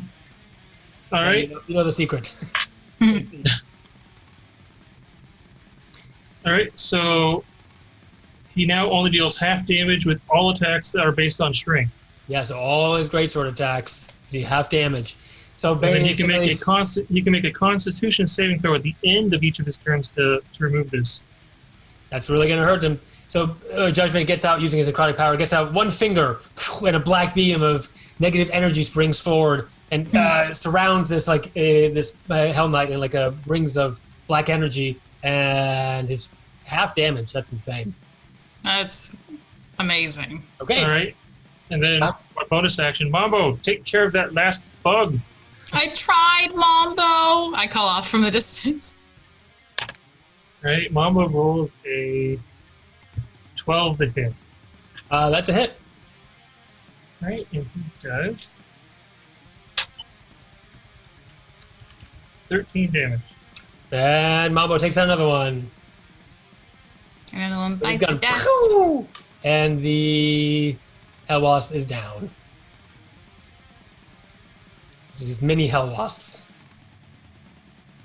All right. My turn is done. All right. And you're still in the air, right? Yeah, good. And that's it. And then we have the Hell Knight's back, and he continues to shout for the glory of Zario, and Anatoly went down, so Anatoly, one attack on you. He's all be at half damage, assuming he hits. That's a crit, but you cannot be critted, but it is a hit. Okay. All right. So 42, you take 21 points of slashing damage. But the fire damage is not halved, right? Yes. If Yes, it if is. the fire damage is coming from the sword, then yes, because it's all attacks based on strength. No, but Oh. I also have resistance to fire damage. So you take a quarter of what I'm about to roll. Wow. Do your All right. fishnet tattoos like glow? 18. Right. So basically 4 points of fire damage. So as he moves very slowly trying to get through this, what was it? The enfeebling ray or whatever. He does manage to hit you, and the fire damage sparks off, but your fishnets. Is that a total? Is that a total of 25 damage then? Because you said 21 and then And then 4. Yeah, so 21 points of total damage. 25. Wow, Anatoly, your legs look great. Have you been working out? Okay, 1. The second Nice and attack hairless. follows up with a big swing towards you, Fenris, and he doesn't even manage to hit you. But the last hit does hit. Dang it. So, but it's half damage. Oh wait, it's a quarter damage for you, Fenris, Okay. because it's a half damage from his strength attacks, and you take half damage when you transform from Sweet. regular hits. So that was actually only 15 points of slashing damage. And then the fire, which is also half 7, and is only 6 points of fire damage, as his greatsword swings through you slowly, Are you still flying? catching on fire the area. Yeah. And he doesn't seem to have much left in him. But Fenris, you're up. Okay. Okay, so I attack the big guy at advantage. 24 to hit. 24 is a hit. 19 for the damage. All right, that was quick. Good. Tim. All right, keep bashing him in your frenzied. Oh, wait a minute. You could attack Anatoly. He's still flying. Oh, is he? Oh, he came from above. Okay, then we're good. Yep. Your Wait, friend- is flying a concentration spell though? That's up to you, Dash. You cast That's it on. what did you cast? So I cast fly with my gold lyre because I don't know if I'm maintaining that because I've been casting other things. Now that I'm thinking, no, if you cast it from a magical item and not yourself, then it's not concentration. oh Okay, good. Because Oh, good. that's limited uses per day. So that's yeah, it's only one use per. Oh yeah, no, because it came from the gold lyre. Okay, Yeah. sorry. Yes, then Nice. that's fine. That's very good. Question: Okay. Is that wasp near me dead? It's not, no. Oh, okay. I thought Mambo finished it. Oh, Mambo did kill it. I just didn't delete it. Yes. Mambo is the murderer. So second attack for the big guy is 17 to hit. That's a miss. So you keep bashing down on him. The Morning Star hits. You have one more attack. I'm gonna bite him. Okay. 7. That's a hit. And damage is 14. 14. Okay. He is on his last legs, but he will not give up. You don't know what's consumed him. Can I What? can I use a reaction to yell? Yeah, of course. You have to let me finish him. Trust me. We don't have time for that, you moron. Sovereignty, you're up. Cool. Can I get up to the Hell Rider? Wait. 5, 10, 15, 20, 20. Yes, you can, because Anatoly's above. 8. Just barely. I'd like to hit him. Anatoly, do we really have to leave him for you to kill? Because Trust me, you want me to. Is he a humanoid technically? Yeah, he's a humanoid, yes. You really want to let me kill him. But he's gonna attack. okay, You really want to let me kill him. I will specify now. Then, like, if it, non-fatal, I guess. Can you? And that is a You can do non-lethal damage. I think I forget. non-lethal. What? Yeah, non-lethal. Sorry, I said non-fatal, but that's what I meant. I'm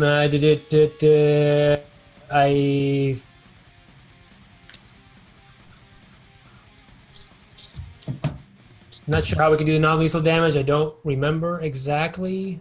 I know what it is in 3.5, but not 5e. Yeah. No, wait, there's no such thing as a... No such... Okay, so you could actually, if you get it down to 0 with a melee attack, you can choose to knock out instead. So you can't do non-lethal, but if you get down to 0, you can choose to knock him out rather than kill. Okay. Cool. That's a 26 to hit. That's a hit.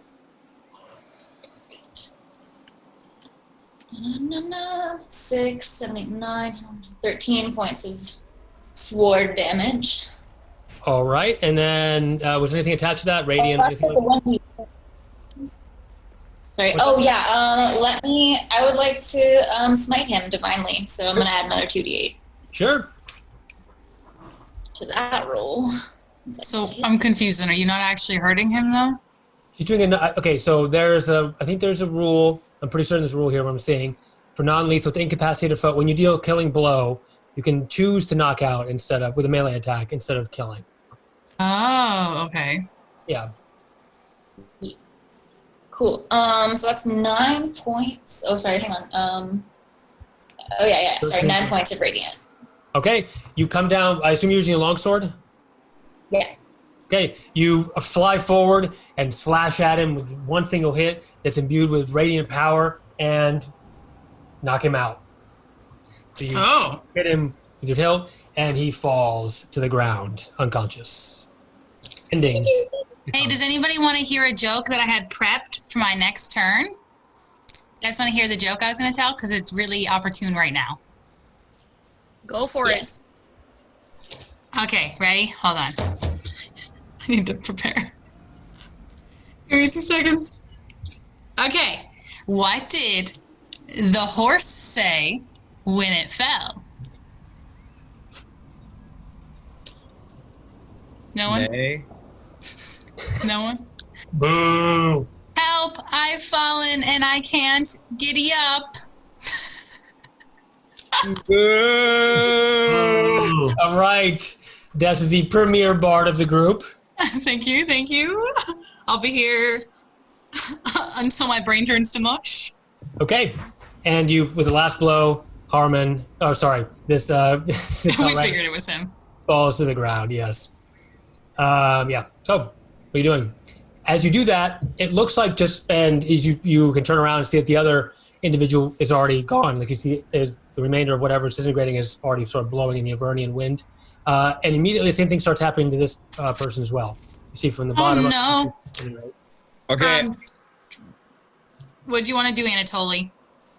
Are we gonna try to interrogate him, or can I kill him? No, we need to know where the I sword think is. it would be cool if we had answers about Zerial turning or like the sword, anything that he might know. Yeah, why don't we tie him up and then shake him awake or something? He's starting to disappear, and We'll just wake him up. trust me, I have an idea. Can you just tell the group, please? Well, it's super meta talk, so I don't think I should. I think I should just do it, and you should trust me. Do the thing. Okay. Okay, so I'm going to. I can kill him. I need an attack roll to kill him, David? No, I guess you can kill him. Okay, I will kill him. Okay. And use my accursed specter ability, so I can curse the soul of a person I have slain, and it will rise as a specter. So, like, technically, its soul should still be able to communicate, right? For the purposes of this? And we do have a necromancer. Will it want to if we just killed it? It was gonna die anyways, but now I have a little extra buddy who can help me kill shit. Now he's, like, in service to us. He's like another Mambo. I don't know. Okay. You guys. Huh? Let's interrogate the ghost then. We have a necromancer. That's fine. As long as we can still talk to him. Okay. I stab, and his soul rises. All right, you take down. Curse Spectre is. Yeah, that's right. It's one of your hex blade abilities, right? Yeah, Judgment, do your thing. So its Spectre remains in service until the end of your long rest, at which point it vanishes to the afterlife, right? Correct. Okay. So Anatoly comes down, and how would you like to finish this? Hellrider. I will use my sword and just stab him right in the throat. Okay. Cut him, and he jerks for a second, and he's dead. So, a specter, a blue... Anatoly, why would you do that? Oh. A blue spiritual specter rises up from his body. It looks basically the same person. And it looks at all you and bows. Oh. This is Prince Anatoly. You should bow. Inspiration, Anatoly. Yeah! Okay, he says, "Finally, I am free. Thank you." You're welcome, man. Well, So killing sets you free from whatever hell curse you were under? That's correct. My name is Haruman. I am a general of Zeriel, a Hell Rider. I turn to Reya. Do you know this man? Reya says, he looks to you and says, "Yes, I do. He was one of the 3 generals of Zeriel. 2 did not make it, Haruman and Yale." so, were you and the other generals and also Zeriel maybe like under a curse or something? So then if we kill everybody, then they'll come back good? No, Zeriel cursed me to fight for her in the afterlife. Let me show you something. And suddenly a terrible vision fills, a terrible scene, let's say, fills your vision. You see an angel in Avernus, more than likely Zeriel. They're surrounded by a throng of fiends. But flanked to her are 2 bloodied human knights. They're wearing the insignia of high-ranking Elturel generals. One you recognize immediately is Haruman, and the other one seems to remind you of that vision, of that individual, that female general, what's his name in Elturel? Duke Ravengard talked about. Mm-hmm. The one that stabbed the sword down into the ground and created that citadel. Mm-hmm. You see them. You see the Haruman in front of you, and this other one fighting, basically to the last with Zeriel as an angel. And for a moment, it seems like they're winning. But then you see a enormous devil who's grinning, has a cruel blade in his hand, and comes down and chops up Zeriel's hand, her sword hand, and the sword goes flying into, like, off to the side. Then, as your vision begins to fade, you notice that the devils now have begun to overwhelm the Zeriel, these 2 generals, and the rest of whatever remaining soldiers that are with them. But at the very last moment, you see Haruman here, who tells the other general to go for the sword and run. And he stays behind with Zeriel to fight to the last.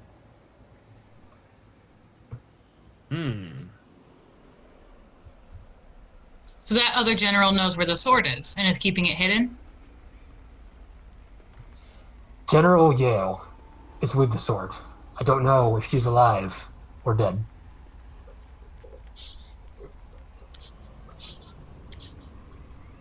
Then to General Zale we must go. Do you have any idea where we might start looking to find her? That's a good question. But I can tell you that no one knows the location of the Bleeding Citadel except for 2. And those 2 are? Zeriel herself, of course, and Bell. Bell? Bell. Yes, the previous Lord of Avernus. Oh, there was... Asmodeus deposed him in favor of Zeriel. He is the one who chopped off Zeriel's hand. Oh. Are you saying... And captured her. Are you saying Bell or Bo? Bell. B-E-L. Bell. Zeriel raised me to fight in her army, as I was. I did not want to. I did not want to fight for the devils, but I was forced to. And where could we find Bell? I don't know. Bell is now Zeriel's advisor. To my knowledge, he works at the Forge at a volcano in Avernus. But the landscape of Avernus is always changing, as you know. I do not know where he is now, but I do know somebody that might know. Oh my god. Okay. And who is that? Person is? The person is Rosella.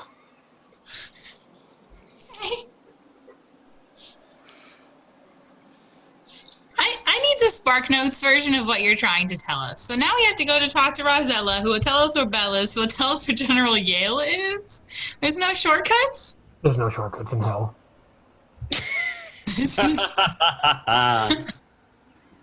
The reason we are in hell is because we took shortcuts. Deep. I will accompany you since I am a specter for now, and show you where Rosella is.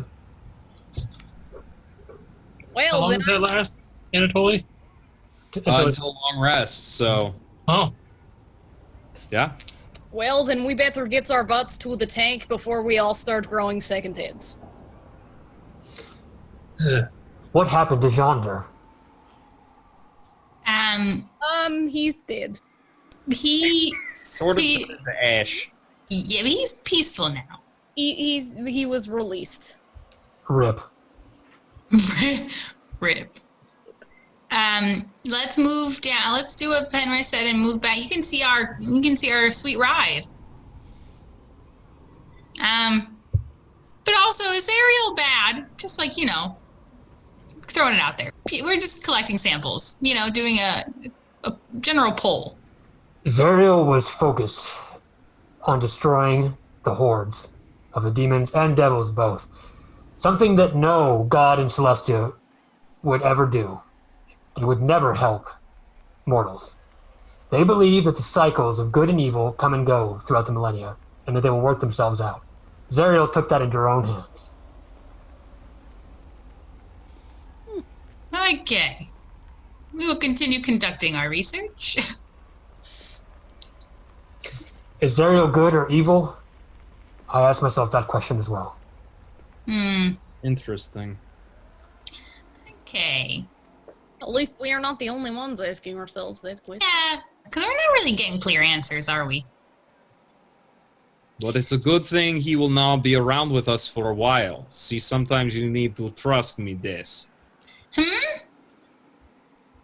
What? If you had just asked him question, he probably would have disintegrated. What? I can't hear you. I'm already walking away. I assume you're looking for Zariel's sword, is that so? Yes. Yes. You do know that only one of Zariel's bloodline can wield the sword. Well, good thing we have one of those right here. She's Surprised it's Anatoly. lovely horn beastie sovereignty over here. Also, have you met my future wife? She is also Hellrider. A Hellrider. And Zariel nods, she says, and Haruman looks at her, and he looks very, embarrassed. He's like, I'm sorry, we fought how we could. But I hope to make it up now. Sometimes we cannot always accomplish in life what we wish. Thank goodness for necromancers.